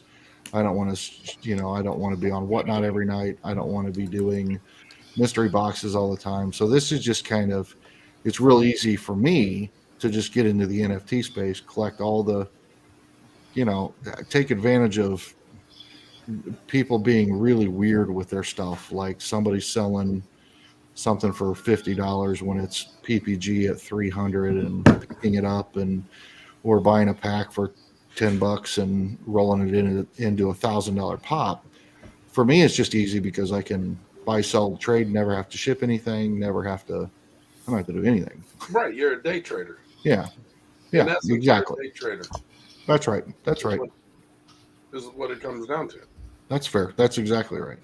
I mean, there's a risk of gambling, but if you hit it, I mean, like you've said already, you've profited 5 times of what you put into it or whatever.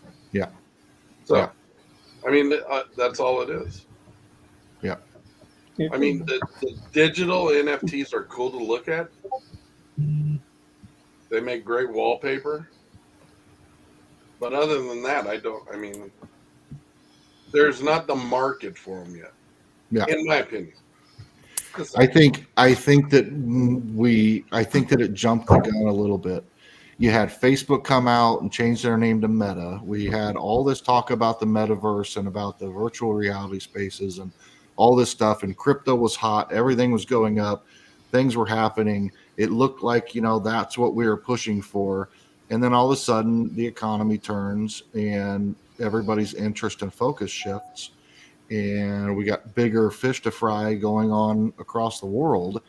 And all of a sudden, that's not where our focus is. People aren't grinding out new video games in the metaverse or trying to improve on that stuff. They're barely developing Web3 technology in the NFT space. And crypto is taking such a nosedive that nobody's really investing there. So the money and resources aren't there. But will they get there? Yeah, they'll get there. You made the point, that the economy is sluggish more on a downward incline. So people like self-gratification. They like it instantly. So are they going to go to the NFTs to where they can't have that gratification? Or are they going to buy a physical item, which they can get at the store shelves, and that's something to make them happy throughout the evening or the next week or whatever? Right. You can't do that with an NFT. So are they going to be spending their money on that? Or are they going to be spending something that they can hug and kiss and go to bed with? And that's what you're doing with your toy. Whoa, you're revealing too much. But I'm just saying, your little daughter, she wants a stuffed animal or whatever. Yeah. That's going to make her happy for a week. I'm going to buy that. I mean, it's. Yeah, you can see it in every drop too. The hype is huge right when it happens, and then it tapers down. And when it hits its lowest point, it's time for the next drop. Perfect. I mean, is the Scooby Doo NFTs. Mm-hmm. I mean, that had so much hype behind it, and then those values just started tanking. Yeah. I mean, on all the redeemables, the values just Yeah. You went from a $200 snow ghost to a $87. I would say it was upwards of $300. Yeah. To 75. yeah. Yeah. Scooby Grail is now $315 or something crazy like that. But even before that, it was Transformers. Oh my God, Transformers is the best line they've ever come out with. It's going to be the biggest thing since sliced bread. Everything's great about it. At Optimus Prime came out, it was crazy. All those there isn't a redeemable in that set that's worth anything. Devastator's $100 now, and everything else is like 40 and 50, $60. Well, you saw that drop 2 weeks after it came out. And that dropped fast. Mm-hmm. And then because Scooby got announced, and then everybody's like, holy crap, we got to get in on Scooby. And I fell for it. I did too. I wanted everything to do with Scooby, and did. And I made what I needed to make and moved on. But it did the same thing. Then it tanks. But then what you see is the physicals show up and the hype jumps back up. And now when I have a physical Scooby-Doo in my hand and I'm selling it, that sucker's worth $400 and $500, $600 instead of being worth $300 on Atomic Hub. But that is the only thing that is valuable out of all the NFTs. Is the physical in hand. Which I've been saying on this channel. Yeah. Day one. Have you? I'll punch you in your head. And I don't disagree, because I have said, I have been the other way around. I have said for the majority of my time in the NFT space that I find the value in the NFT, and the physicals are a bonus. Now, having operated this like a business for this long, the only value is in the physical NFT, or is in the physical pop. And I'm still hoping that long term, the value comes back even more so in the NFT. And I do believe that. But like you said, it may not translate the same way. It might be the it might be the baseball cards. And only 3 out of the 10,000 that I own are worth anything. But those 3 are going to be worth stupid. But hopefully they pay for the other 9,997 that aren't. Well, and unlike baseball cards, we have something in place where you can trade the cheaper ones. Yes. You know, say like I'm only in baseball cards, I'm only going to collect the local team. Mm-hmm. There may be commons I will never ever get because I don't live in that town and there's not a card shop. Right. But yet with Atomic Hub, I can go on there and get all the commons that I need to fit whatever my niche is for pennies. Yeah, but you can send all your common baseball cards, Cardboard Connection, or some of these other places that will then take them into their inventory, sell them off, and send you a check. There are resources for it. I don't do anything like that in my small town. It's a lot more difficult to do than Atomic Hub is. Well, it is. Atomic Hub, you can do them yourself. I mean, there's third parties that will handle. Yeah.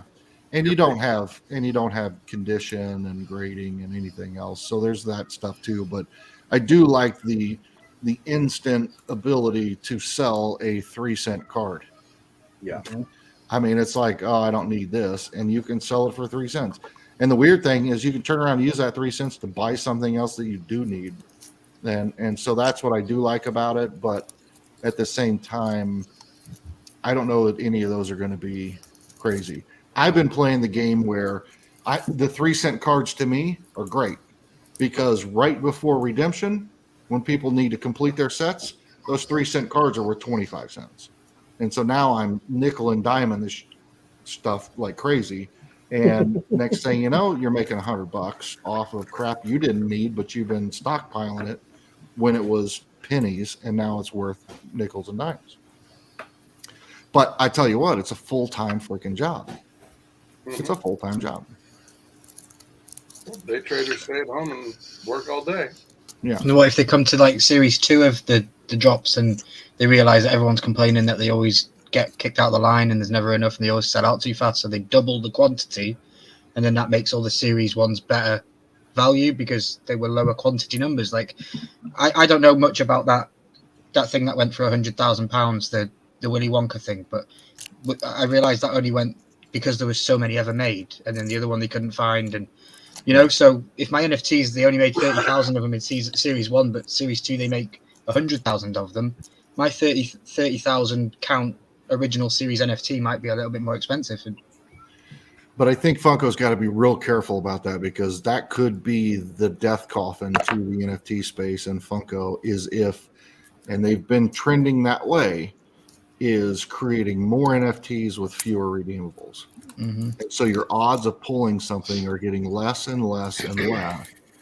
And if they continue to do that, then people are going to realize that they're just after the money. They don't want to print the physicals. And since that's where the money is, in the physical, people will stop buying the NFTs. Where the money is what Ryan just said. Yeah. And I don't know why they don't do more of this. If you've got a numbered item, period, hands down, that is where the value is. Mm-hmm. Why aren't they doing more of that? Why are they just doing an exclusive to where okay, well, it's about 3,000 or 4,000 or 5,000 pieces? Why are they not doing more 1,100 piece runs, 1,200 piece runs, 1,500, 2,000, whatever? The minute you stick a number on it, that price is going to quadruple. Period. Yeah. Hands down. Yeah. So why aren't you doing more of that? Whereas with the redeemables on the NFTs, you know how many are going to be made, period. So what's that do? It drives traffic. It makes it more desirable. They want it. The sodas. They just did the Star Wars convention. The highest, I'm pretty positive, the highest runs of any sodas with the 25,000 pieces. I know the Luke Skywalker is still available, but that Darth Vader sold out in an hour and a half. What are we talking about now? Yeah. 25,000 pieces. Yep. I mean, that to me is just like, the Luke Skywalker I get, whatever, but the Vader. Could you imagine if they would have swapped out that Luke Skywalker with a Boba Fett? Right. Or something like that? How fast that would have sold out? Yeah. It's funny you say that. I always think back, I don't know if anybody else watched Big Bang Theory, but it was one of my favorite shows. And there was an episode where Raj opened a box that he got in the mail and he pulls out a stick. And he's pissed because it was supposed to be a replica Harry Potter wand, but it was just like somebody went out in the backyard and picked the stick up. And so he was all mad about it. And then all of a sudden he rolled it over and he looked and there was a number etched in it. And he was like, oh, but wait, it's got a number on it. And all of a sudden it was the best thing he'd ever gotten. Exactly. So, yeah. It all comes down to that number. It absolutely does. I think, I don't know where they're going to go moving forward. I'll be anxious to see how long they wait till the next drop. And I'll be real anxious to see the upcoming weeks of this drop, because we might see our first legendaries selling for $30 and $40. We've got, right now we've got epics in this line are going for $8 and $9. And in the Nicktoons line right now, there's an epic going for over $50. So they just keep incrementally getting lower. So I'll be anxious to see what happens with this line. I'm not going to get too crazy with it and see what they come out with next, because they're either going to have to go really big or they're going to have to continue to put out some of these smaller weird drops to figure out the back end issues. That's where they're going to drive it. In my opinion, they're going to have to do whatever they're doing and cut it in half. Yeah. Because now you're going to make it more desirable and you're going to drive more traffic to it. Yeah. They screw themselves with how big they made the Batman one, the DC one, because you had all the bots coming in. It was accessible, and it's too diluted. Yeah. So that's just my 2 cents. I think it's all very valid points, and it's been fun talking about it because I knew that you've had a journey in this space, because initially you were like, and then you were on board, and then you were, and I just hadn't talked to you for a long time, and I wasn't sure where you were at now, and it makes perfect sense. And my perspective has changed that much as well. And so I think we're a lot more, we both maybe kind of come to the middle a little bit, where there's value in them, but the value's in the physical. And maybe or maybe not, the NFT itself will be worth something. We're probably different on that, but I definitely think that the physical is, that's a great physical. It's my favorite one ever is this one so far. Did you guys like the straw being backwards error one that everybody was talking about? Did you hear about that? No, I did not. So the Grail one, or whichever one, had the shake. Oh, yeah.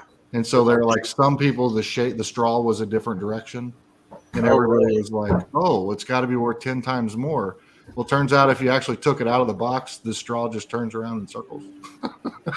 You could put it in any position you wanted. So it wasn't. I'll show you my favorite so far. Only because it's the only one I've got. But I also do just absolutely love it. Was this from the Iron Maiden? I just think that Freddy turned out really, really nice. It's hard to see in these. Have you took him out of box yet? Hell no. Is he sealed? Yeah. No, he's not sealed like taped or anything, but right. He just you don't have that in a soft protector, Jeremy? Yeah. I'm an inbox collector, but I still take them out of box when I first see the pop. So far, only in a soft protector, but it'll get in a hard stack here soon enough. I'm wondering what he looks like at the back. I'm sure it's really cool, but I'll never know. I'll never know. And I check my Atomic Hub every day. I look at my max token heads every day. I say hello to them. I ask them how they're doing. There's loads of them. They all look so different. Yeah. I will say I am going to get every Kellogg's redeemable. I'm going to get every one of them. Good for you. I don't think they should have done solely Kellogg's. I think that was a mistake on their end. It was a licensing issue. Yeah. And it's Series 1. I think it should have been a mix of, you get your couple Kellogg's, but you get your General Mills and stuff. But that's not on Funko.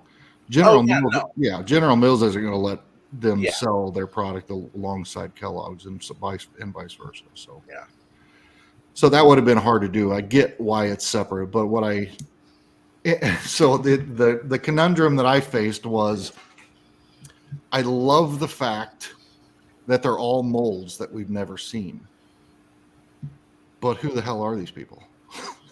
Yeah. So it's like. So it was like, if they were coming out with Kellogg's, I was going to be really disappointed if it was just another Toucan Sam and another Tony the Tiger and another whatever, So I love the fact that they did something different. And the Tony Jr., like it or not, it's like you have to be.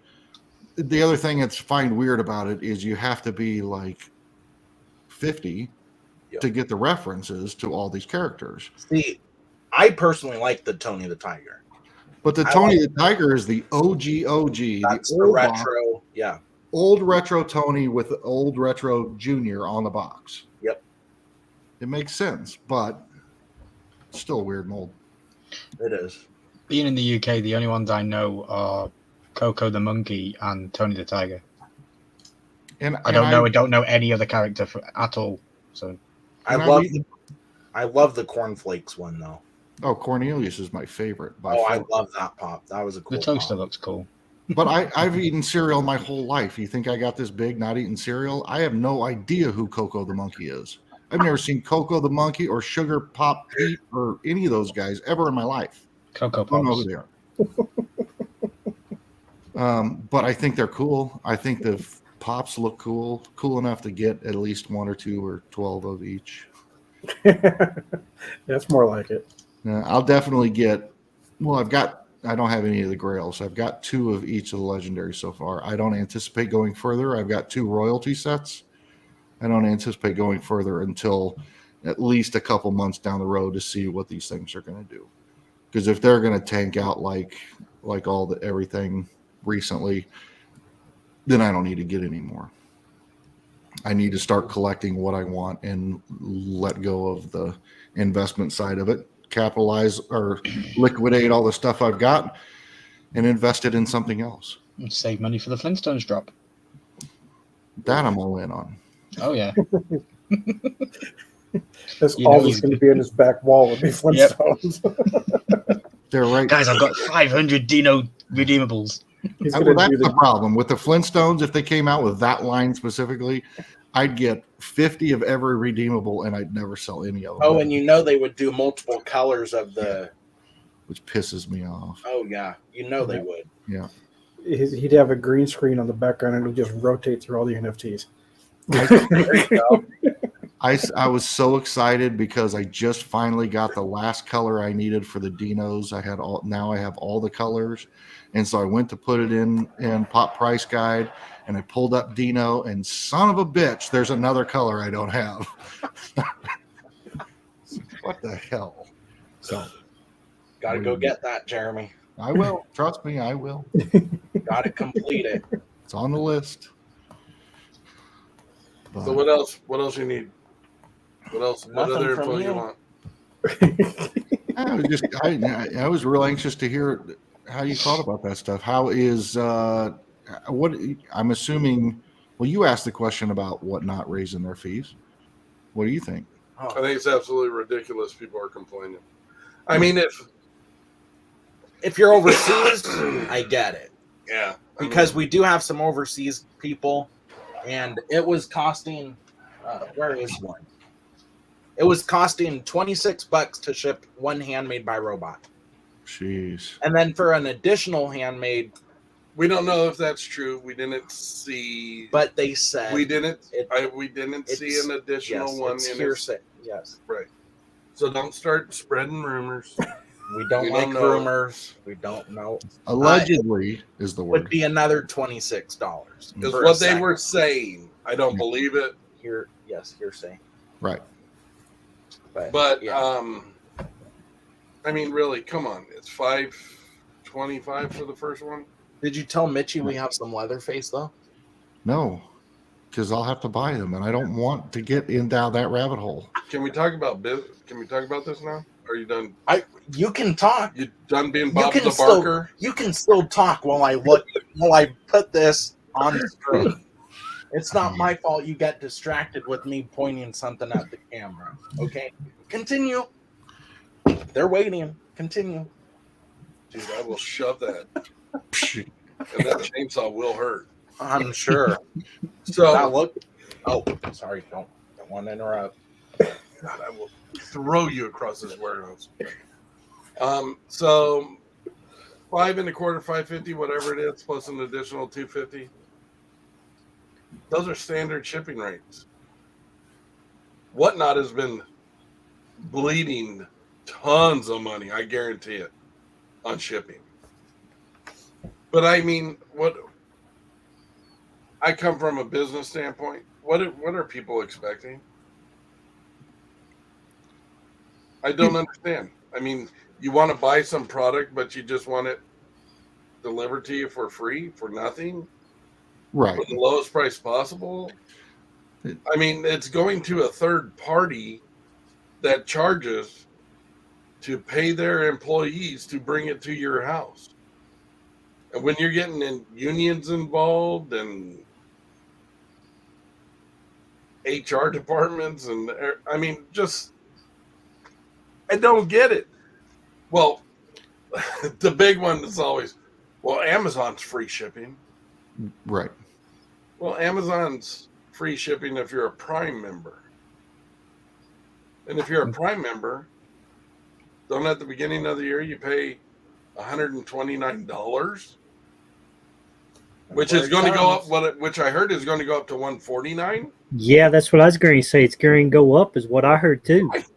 Yeah. And then if you buy from a third-party platform on Amazon, even if you are a Prime member, you don't get it shipped to you for free. You have to pay for shipping.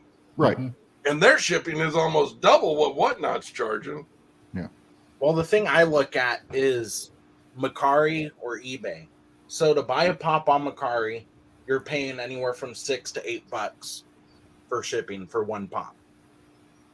Whatnot is less than that still, but people are getting thrown It's off $5.25, because $5.50. it's the extra charges. And on eBay, people can charge you whatever in the hell they want to charge you. Yeah. I mean, I've seen for one pop $11.99 shipping. Yeah. I know this is going to shock everybody, but I have an opinion on this. Please, I want to hear something other than Brian. No, I don't know if you guys heard me say this earlier, but I think there's two things. One is there's some people out there that just expect everything for nothing, and you're never going to get away from that. That's just there's just that group of people live and exist. The second part is just, I don't even think it has to do with the total cost. I think it just has to do with the total increase. Yesterday I paid $1. Now I'm paying $2.50. That's a huge jump. Is it an unreasonable jump? No. If you're in business and you know how much stuff costs to ship, then no, it's not unreasonable. But as a consumer who is oblivious to everything else, I paid $1 yesterday. Now I got to pay $2.50. That's ridiculous. It is a big jump to do all at once. I will say that. But if you raise it incrementally, unreasonable. But it's not going to slow down their business. Not going to change it. No, there's no way. No. Well, it's not the first time that they've changed it. That they changed it. I mean, it was the last time. Right. How much was it for? It was what, $4.50 or $4.75 or whatever for your first item? I don't know. It was like $4.75, I believe, up till today, which increased to $5.25 or whatever. Nick had an auction today. Some guy bought a pop and wanted to cancel it because, I didn't know they raised the prices 75 cents or whatever. I don't want it. See, that increment is minimal. That 75 cents, I'm surprised people even notice that. It's the second pop. This was the best one of the day. But if you're on there and it's $1 to $2, and this is going to make or break you, should you actually be on there buying stuff? No. This was the best one of the day. Best one of the day. So for this Batman comic cover, we, on regular auctions, not on Sundays, we started at $20 or $18. So with the new shipping fees today, some dude was like, well, since the shipping got increased, can you decrease the start price on this? Well, okay. How much do you want? How much are you willing to offer? I got wiggle room. It's fine. Well, would you do $12? No, I can't, but thank you.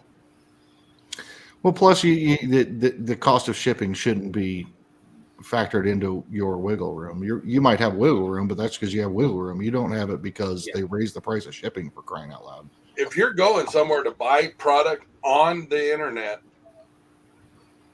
should shipping even be a part of the conversation for you? Well, it's the same reason that I say when I buy a mystery box, I buy a $50 mystery box. I don't buy a $65 mystery box because I paid $15 shipping. I bought a $50 mystery box and it's got guaranteed value, means to me $50, because shipping is just part of the cost of doing business. Exactly. And you'll get people that will happily pay $5 for something with 5 shipping, but then you'll get the people that'll pay $10 for the same item free shipping. Sure. And have an issue with paying $5, and it's the same price, but they've got an issue with paying it. Sure. You bet. You're 1,000. We've had that happen before. We've done that with a mystery box before. Mm-hmm. Where it was $20 to buy it, and then it was it's $5 to ship. $16.95 for the mystery box, and then it was like $6.95 for shipping. So it was like $24. Yeah, but if you do $25 free shipping, it sells out. Right, we did it for $24.95. No one complained. Mm-hmm. They're going. I was laughing at Big Easy. That's because people are getting free shipping and think it's a cool deal. I'm like, yeah, same thing, 10 cents more, but it says free shipping and you're cool with it. Yep. Got it. All right. Yep. Yep. So there's that. Funko's going through some Oh God. Here we some go. changes. I'll break it down for you real quick.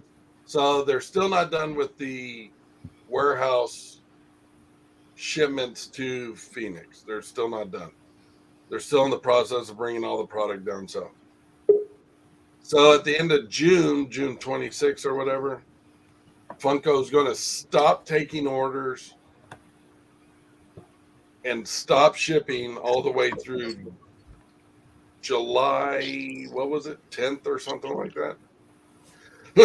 So there will literally be a 3-week period where Funko will not be doing, you will not see for 3 weeks Funko products showing up into any of your retail locations.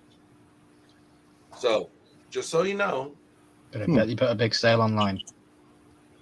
For those 3 weeks, there'll be a massive sale on the website. On theirs, no, they're going to shut Yeah, down. they won't be able to ship anything out. They're not shipping nothing. Yeah, probably do a sale and then wait 3 weeks to ship it all and say, oh, there was an issue somewhere. Sorry. I mean, through their locations, I don't know. Maybe they're going to still do it. I don't see why they wouldn't. They're online. I'm sure they'll still do it, but from a retailer, distributor, we're screwed for 3 weeks.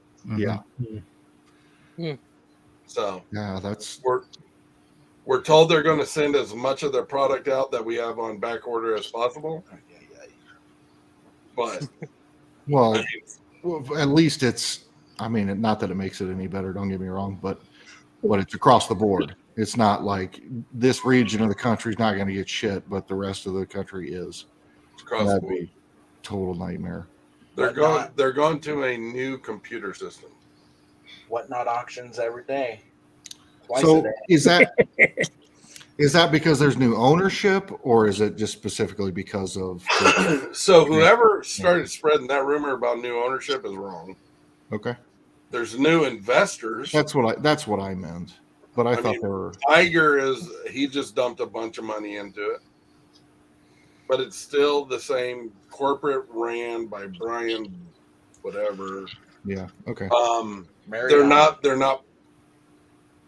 There's not no partnership with. Who was it? It was Iger. It was the old Eisner. Yeah. I mean, thought those two were coming up like I thought they were majority investors. I thought they were taking over a bigger chunk. No. Okay.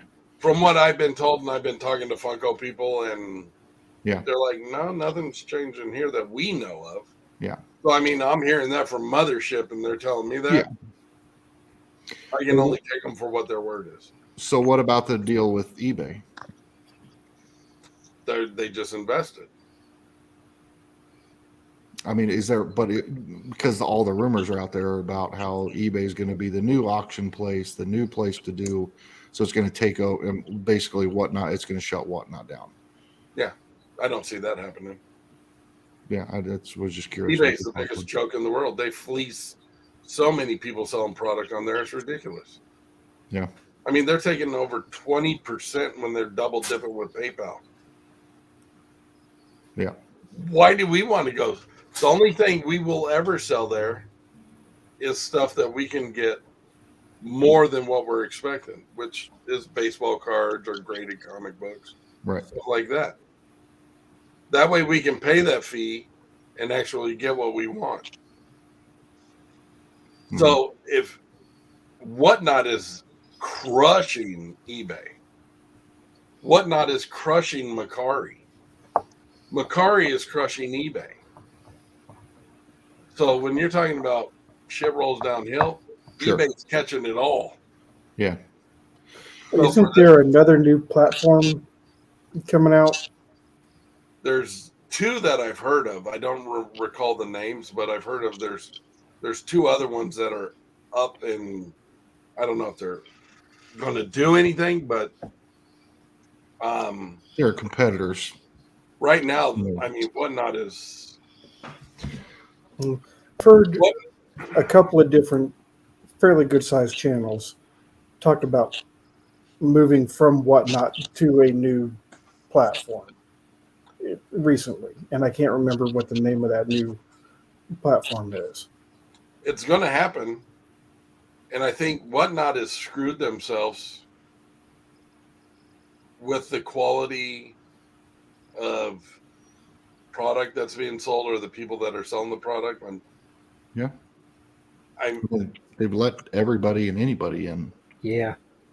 at this point. Yeah, I mean, when you're doing literal garage sales on your Whatnot channel, I mean, it's like, really? I know when we go in, it's all new product. It's all, I mean, when we run a Whatnot, it's a machine. We're not here to play around. We're here to give you the best deals. We're here to just run product. Either you want it or you don't. We don't care. I still feel like, and I know that there's been some frustrations with some channels that like you can't find them when they're live, or you can't. I mean, I know that Charles, you had an issue with it at one point in time where you went live, and then I went to find you, and you're not live according to my app. Yep. You couldn't find yourself, and I've heard that from some other. And don't take offense, Charles, I don't mean this, but some of the smaller ones that don't have hundreds of people in their auctions just aren't getting that. There's nothing to help them get there. Yeah. So there's no back end support to help smaller guys, but that's part of, I think, because of the oversaturation of who they're letting in. It's because it's because Whatnot let in. They open the floodgates of everybody to come in instead of being picky like they were at the beginning, where you had to go through everything and make sure you were legit. But yeah, when they started offering that bounty, the $100 to get somebody signed up or whatever, 200, whatever it was. Yeah, I mean that was bad. That's when it started. Yeah. But that's where a competitor that does the same auction style, and if they hold to their guns and they only let certain types of businesses in, will it be successful, and will it eventually? I mean, eventually, Whatnot will become the eBay of live auctions. It will become the laughing stock, and someone else will open something bigger and better. Sure. After they've seen all the missteps that Whatnot has done. And that's what's going to happen. It's an evolution. Yeah, there's always got to be somebody that paves the way. Right. Then they gets crushed by the advancement of, I mean, that's how things have always worked. Right. Okay, I got one more question for you, and probably an off-air question. Well, no, it's a fine question, but off-air answer is, is there somebody I can contact at Funko for the F Cancer to start working an angle to see if I can get them interested in doing anything? Good question. I already did for you. What? Okay, my mistake. It's already gone through the process. Okay, I was going to get with you on that because I'm working with a couple other people, and also American Cancer Society themselves, and trying to get that all set up so that we have direct links for donations for people who want tax write-offs and things like that. There'll be direct links. There'll be channel memberships and things where all the money will go to, because now that we've gotten to the 1,000, all that stuff. So there's going to be a lot going on where we're going to hopefully get a lot of other people and businesses involved. And obviously, being a Funko thing, I would love to have Funko involved in some way. And yeah, 2 weeks ago, I reached out to them and I told them, I go, hey, remember this last year?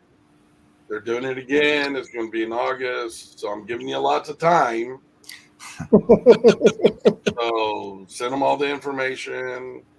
Don't know if they're going to reach out to you or what, but Nick and I are probably in the next month or so, we're going up to Funko to meet with some people up there. But maybe I'll send you some promotional stuff, flyer or something, just so you have something in hand. Empty coffee cups. You give them something to file 13 later when you walk out the door. Yeah. I mean, that would probably be good, like a flyer or whatever you're promoting.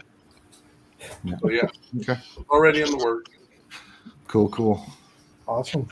All right. Well, thank you guys. I mean, honestly, the feedback and the input was fantastic, and it was a perfect night to do it because of the drop today and everything else going on. Yeah. And we had already talked about some of that with whatnot and everything else. So it's good timing to come on. Appreciate you doing that. Whatnot auctions tomorrow.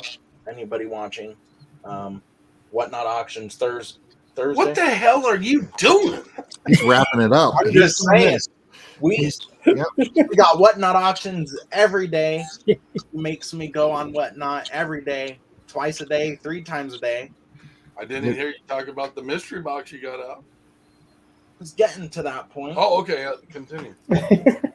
Pour yourself out some more. You talk about it now. I need to know top hit and price point. That's what we need to know. So we do have the TMNT 2.0 black and white chase box. Is it $17.95? There's 10 top hits, all black and white chases. Those are almost sold out. No, they're half sold out. Whatever, half almost. There's still 15 left. Half sold out. There were whatever, man. Anyway, they're up on the website. What did you eat for dinner? Magic mushrooms or something? I said they're half gone. No, you said almost sold out. Almost half. Now you don't even know what the hell you're talking about. Go on. I forgot now. I saw Andrew was here. Yeah. What's going on, Andrew? Shiny. Andrew, knock some sense into Brian, please. Oh my god. You have clothing available now? Oh yeah, we do have t-shirts. Those will go live this week. We have our Teespring. We got hoodies. Are they live now? They can go over They to are Teespring? live. I don't have them right here, but we do have t-shirts. What are you doing? I'm telling you, I'm going back to that school that I paid didn't those even do nuns so much anything. money to teach you. Oh my god. I want my money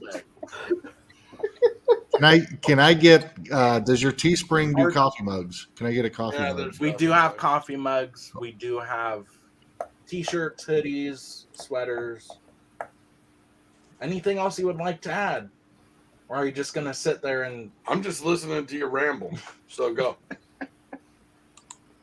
That's all I got to say. We've missed you guys. Yeah. We've missed Yes. talking to you. Definitely. And Yeah. I know you guys have been crazy busy. I've reached out to Nick a few times, and he's just like, I ain't got time to talk to you. I've never said that. I know you haven't, but you can just tell. You just know. I know you guys are busy and You're just going to get killing Brian it. all mad at me again. No, you're just killing it with. I know you got auctions every night, and every night you don't have auctions, you're packing boxes and shipping stuff. So I know it's just a constant run. I pack a lot, yeah. Yeah. I mean, So, nice to have you here. Whatnot is, I mean, I'll say it again, and I'll preach to anybody that's even thinking about opening a brick and mortar store.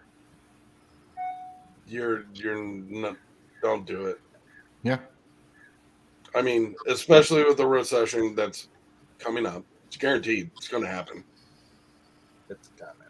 No rent, no overhead, no insurance, no payrolls. Yeah. I mean, set your own hours. Sell what you want to sell. Why in the hell would you want to open a brick and mortar in today's society? Chance of getting robbed, your employees stealing from you. I don't know why you would either. That's too, right? So I'm stealing from myself, right? No, you're an employee. I don't get paid. You live in my house. Sadly. Even I don't care what the business is anymore. We live in a digital world, and everything's online, and brick and mortar is just absolutely insane to me. I mean, hell, restaurants aren't even opening brick and mortar anymore. It's all takeout and to go. It blows my mind. They just opened today a new KFC in town. There are 6 tables. Yeah. That's the way your fast food is going to go. There will be no tables. It will be walk up, drive through. That's it. Yep. It's crazy. Less employees, less money they have to spend on cleaning products. Less space. Out here where we live, if you were to go to, let's say, a strip mall in the heat, 5,000 square foot building, you're going to be paying $10 a square minimum. Oh yeah, at least. Significantly cheaper here. I've seen as high as $25 a square, $30 a square. Good Lord. Warehouses $11 a square. Like, really? That's stupid. You need to get some tea in the warehouse. No, it's nice and comfortable right now. Not in the afternoon when I'm running auctions and I'm sweating. Just do like I told you. Put ice in your pocket. You're fine. I think that Whatnot has been very good for a lot of people, and I think it's been very frustrating and not good for others. And I'm glad that it certainly makes me happy that you guys have found your space and Whatnot, because you guys seem to have great auctions and all that. It's frustrating to see other people struggle with it. I don't care. I didn't give it a fair shot. I just walked away because it was not something I was interested in doing. So I don't have a pony in the race, other than I know you guys love it and do well with it, and that's great. And I know I can feel Charles's frustration with the whole thing and what he's been through with it, and it makes me want to say screw Whatnot. But at the end of the day, we're all doing what we do, but makes us the best opportunity for ourselves. And we buy collectibles that we want to buy from wherever we can get our hands on them. So sometimes we're on Whatnot, sometimes we're on eBay, sometimes we're on Macari, sometimes we're in a retail store. Well, I can do a little bit of clarification for you. And Augie, no, we're not the only two. We have more people that are in our business. But when it comes to the Whatnot, there are certain people that do certain things. You have your straight up businesses that are running auctions, which I would say Nick and I do. Nick and I? You mean Nick? Here we go. 2 more beers and you'll have a bottle off your head, I guarantee. Just 2?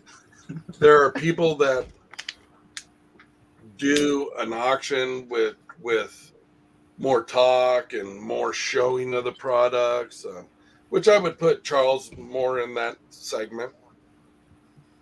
And then you have people that just want to hang out and show some stuff. Yeah. And if they sell it, they sell it. If they don't, they don't. I think Whatnot, because they are a business, are going to headhunt Group 1. Sure. Oh, yeah. They're going to promote Group 1. They're going to do whatever Group 1 needs. Yeah. Group 2, they get a little bit of love. Once in a while, there'll be a featured show or whatever, depending on how many followers they have, how much product they've sold, what they're bringing to the table, really. Group 3, they're not going to get anything from Whatnot. They're just debris floating in the river is the way I look at it. Yeah. That's harsh. It's harsh, but it's the truth, because they're diluting what is happening to these upper 2 tiers of Whatnot. You don't got to use it trash and water. We're talking about this as in business terms, not in people. We're not saying the people doing it are trash. No, I know. I just gotta give him a hard time. All right, just clarifying. I think Whatnot sees them kind of like a placeholder. Yeah. I'm going to go watch person X until person A starts. There's a lot of those. I agree. Yeah. Now, Charles, on the other hand, has just said a valuable key piece of information. There are more people that are coming to Whatnot and just planting themselves in the rooms. They think it's a TV show. Mm-hmm. They want to sit there and listen. They want to hang out every once in a while, comment, but they're not bidding on anything. They're not buying anything. Yep. We're starting to see that Yeah. A lot. The other thing in our shows is we're finding actual retail businesses are coming to our shows now and buying product for their store shelves For them to resell. Yeah. for them to resell. I mean, and this is another reason why Whatnot is losing their asses on shipping. I mean, we have boxes going out. I mean, 48 by 24 by 24 boxes filled with product. I mean, if we don't have enough boxes for like one person's order, which the other day, I mean, they ordered 30 different items, and 3 of the ones we couldn't fit in the main big box were all 10-inch pops. We had to send an email back to Whatnot going, Need another label. need another label for this box because I ain't paying for it. Right. This person bought 40, I think it was like 42 items. Good And like Lord. 6 of the items were all 10-inch oversized pops. Yeah, rides, 10-inch. Yeah, I mean, Wow. so we're getting lots of businesses coming in buying their stock for their stores. Sure. But Yeah. I feel bad for the tier 2 because tier 3 is really affecting tier 2. But that's why, you know, like Danny said, there's a couple others that they get the right funding and anybody can start anything they want to compete with. Yeah. I mean, this isn't trademark, copywritten. It's not got patents or anything else. Right. Anybody can do it. It's how much money do you got behind you to promote it? And it wasn't that long ago that Whatnot was a new kid on the block. Sure. You know, so it don't take long to get it up and going. No, but now the guy that founded it is a billionaire. Oh yeah. Yep. Well, gentlemen, we are at about 2.5 hours into this wonderful conversation already. Yep. So we should probably think about maybe wrapping it up sometime in the near future. Well, thanks for the invite. We let the animals out of the cage. We appreciate No, it was it. great. It was great, and it was very informative. And appreciate your position. Yeah. on it. You guys brought some great insights to it. You have much different perspectives than we do from the business side of it, and that's always appreciated. Yeah. Cool. Well, we appreciate you guys, and we appreciate everything you guys do for the community. Namaste. Don't make me get on Whatnot. We'll see you on. We'll see you on August 27th, but we'll talk to you many times before. Or you can kind of see me in 10 minutes on Whatnot because. There you go. Earn your keep, bastard. There you go. All the product I steal from the company that I own. Oh, if you guys only knew. Oh my God! I'm not even gonna get started. I don't want you Goodbye, guys. Mother. We're getting the signal here. We appreciate you. Go get the Teenage Mutant Ninja Turtle box if you want a mystery box. Deal. Have a good night, We're almost guys. sold out. Almost. There's only 14 left. Yeah. There you go. Have a wonderful evening. If you need anything, give us a call. We'll do. All right, we'll do, Will guys. See you guys. Thanks. Bye. Namaste. Namaste. Namaste.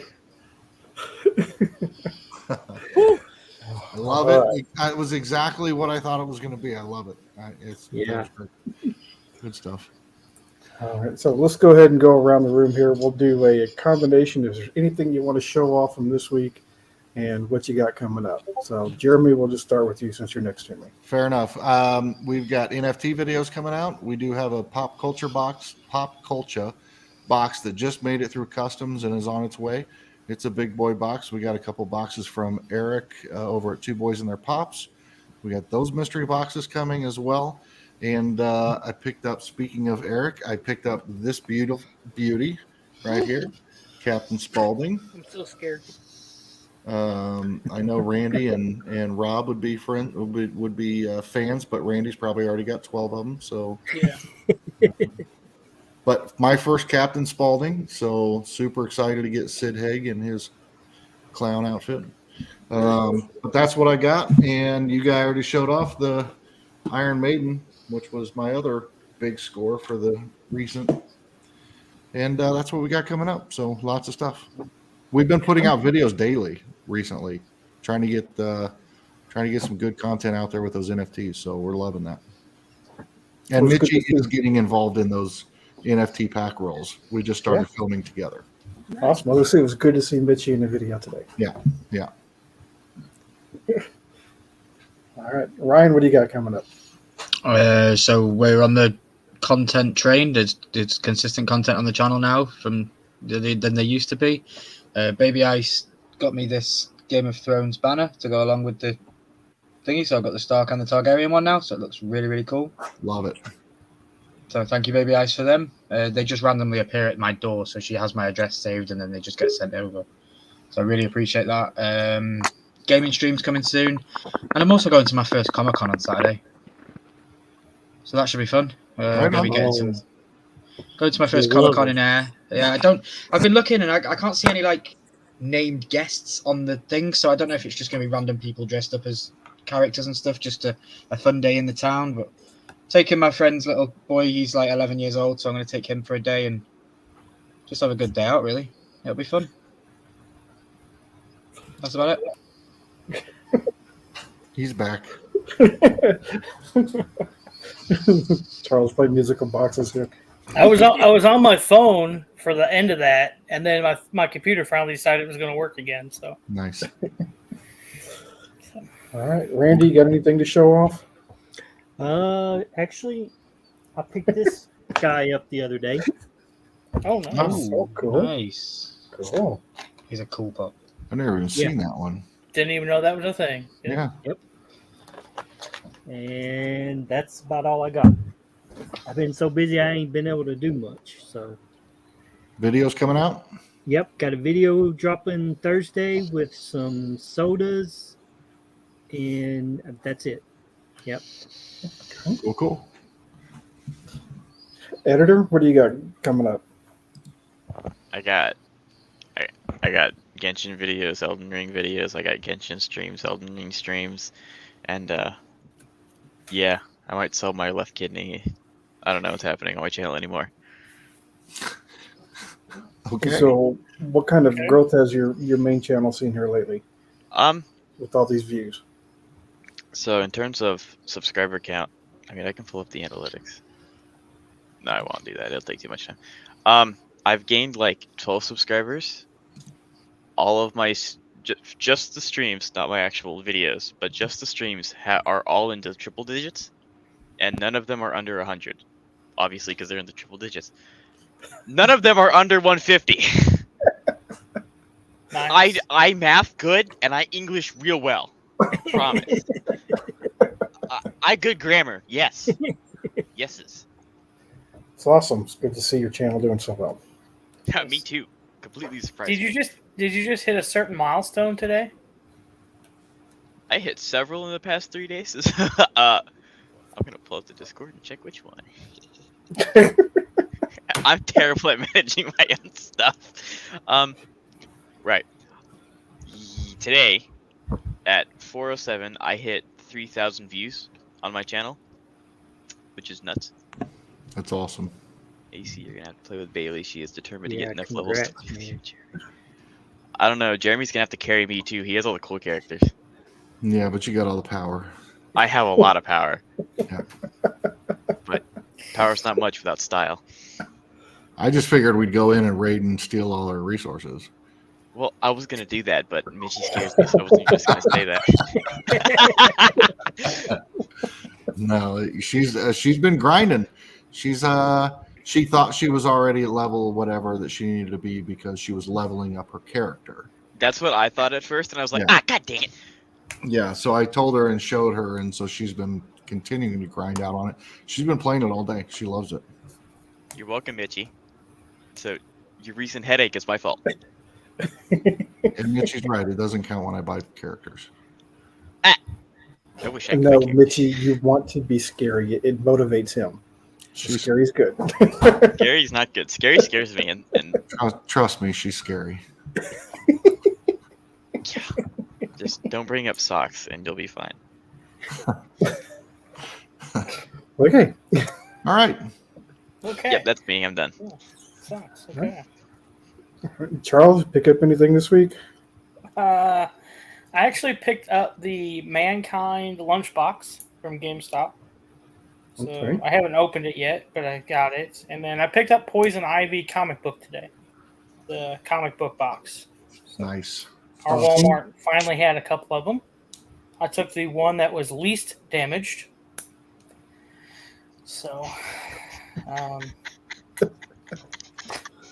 So that lunchbox, is that another 5-piece thing? Where you get I two think pops so. in the pan and stuff? I think so. It might be one pop. I'm not real sure. It was the only one they had, and I'm like, "Hey, how much is that?" And he's told me, I'm like, "Yep, okay. You want to use your $5 coupon?" Yes, I do, because it expires today. Yep, okay. So Bonus. I'm like, for $15 a year, and you get $5 every month to spend, it's worth it. I mean, really. Yeah. For me, if nothing else, I'll go in and buy a mystery mini, and it's free. So, because my GameStop usually doesn't have anything worthwhile, so. Just got to make sure I make it to a GameStop once a month. That doesn't always happen. Yeah. Other than that, really nothing. A couple videos we're gonna drop. We just picked up I Want This Stuff's box. We just picked up the Templar Pops box that dropped today. I fell down the rabbit hole and bought a soda mystery box off of Etsy. Oh, cool. I don't know what that's gonna be. It's 6 sodas for $50. Charles bought it, so you don't have to. I Are they guess. open? It says they're open. Oh, So Yikes. yeah. Hopefully it's 5 luchadors and a Pan Am stewardess. Yep. Don't forget this guy. Oh yes, Pale Man. I need at least Pale 4 Man. more of those. Thank you. Yeah. That's about it. We got a big box coming out to Jeremy. Box coming to Danny as well. Stuff you guys have picked up the last 2 weeks. Oh. And there's a box in it, and Jeremy's box for Sister Kate too. So that is labeled. Awesome. She's gonna dig it. That's so Yes, cool. she is. Yes, she is. So Yeah, too bad she left like 5 minutes ago. That's all right. It'll be a surprise for her. Yeah. But yeah, that's about it. We might do like a claim sale this weekend. Not real sure. Depends on weather and how this week goes. I would definitely like to do one of those with you sometime. I enjoy them because you can interact more with the people. Yeah. You know, and yeah. But yeah, anybody ever wants to join us, join. Cool. So, and then getting ready for August. Yeah, can't wait for that. So Awesome. It's going to be a good time. Very nice. Danny, what about you? I got a box from OCD from his auction. He did case breaks, and I got 5 sodas. Nice. He has a deal where if you have one with a sticker, you can see that or not, you can either get a common from the shelf or you can get a sealed soda. So I got a couple extra ones in there for free. All commons, no chases, but at least 4 of them that I didn't have, and I got my first international soda. So very cool. Dropped a video earlier today with some Funko Shop pickups. I think I've got a couple more that are over at the editor's desk. So hopefully we'll get those out in the next week or so. Nice. Yeah. Good stuff. Yeah. So, Charles, what else you got going on with Let's Chat? How's that been going for you lately? It's been going good. We've been kind of stagnant with subscribers, but that's understandable. It happens. Mm-hmm. This coming last Sunday, 2 days ago. Mm-hmm. Yeah, today's Tuesday. 2 days ago, we had Anthony Blaze on. He doesn't make very many on-camera videos, but he came on with us, chatted for a while. We talked sodas. He showed off his amazing collection and all that stuff. This weekend, Sunday, we have Big Easy, someone that he was deployed with. has her own charity or organization, and we're going to chat with her. So Nice. I cannot wait for Awesome. that. Awesome. We're working on some other folks, and if anybody out there is a veteran, family member of a veteran, or anything, just reach out to us if you want to come on. So. Knows a veteran, knows what a veteran is. Yeah. Related Veteran, to not a veteran. veterinarian. Yeah. Right. If your former neighbor's grandfather was a veteran. Yeah. I think the mailman was in the Coast Guard for 2 days. Does that count? Yes. Come on. But yeah, it's our goal to get that channel bigger than ours. So which isn't hard. Both of us have small channels. So No, it's great and it's fun to watch. I literally typed in, "Oh my gosh, so sorry I'm late," and you guys were like, "And thanks for coming." And it shut down. No. I saw your comment though. Yeah. So Yeah. I cycled back and watched the replay, but always good. Always Yeah. good. Well, as everything, we appreciate all your viewers out there for everything. All 6 of our channels, this channel, Let's Chat, everybody in the chat. Make sure you're following everybody. So. Definitely. And we've got a special guest coming on next week. I'm hosting, so that should be fun. Cool. Nice.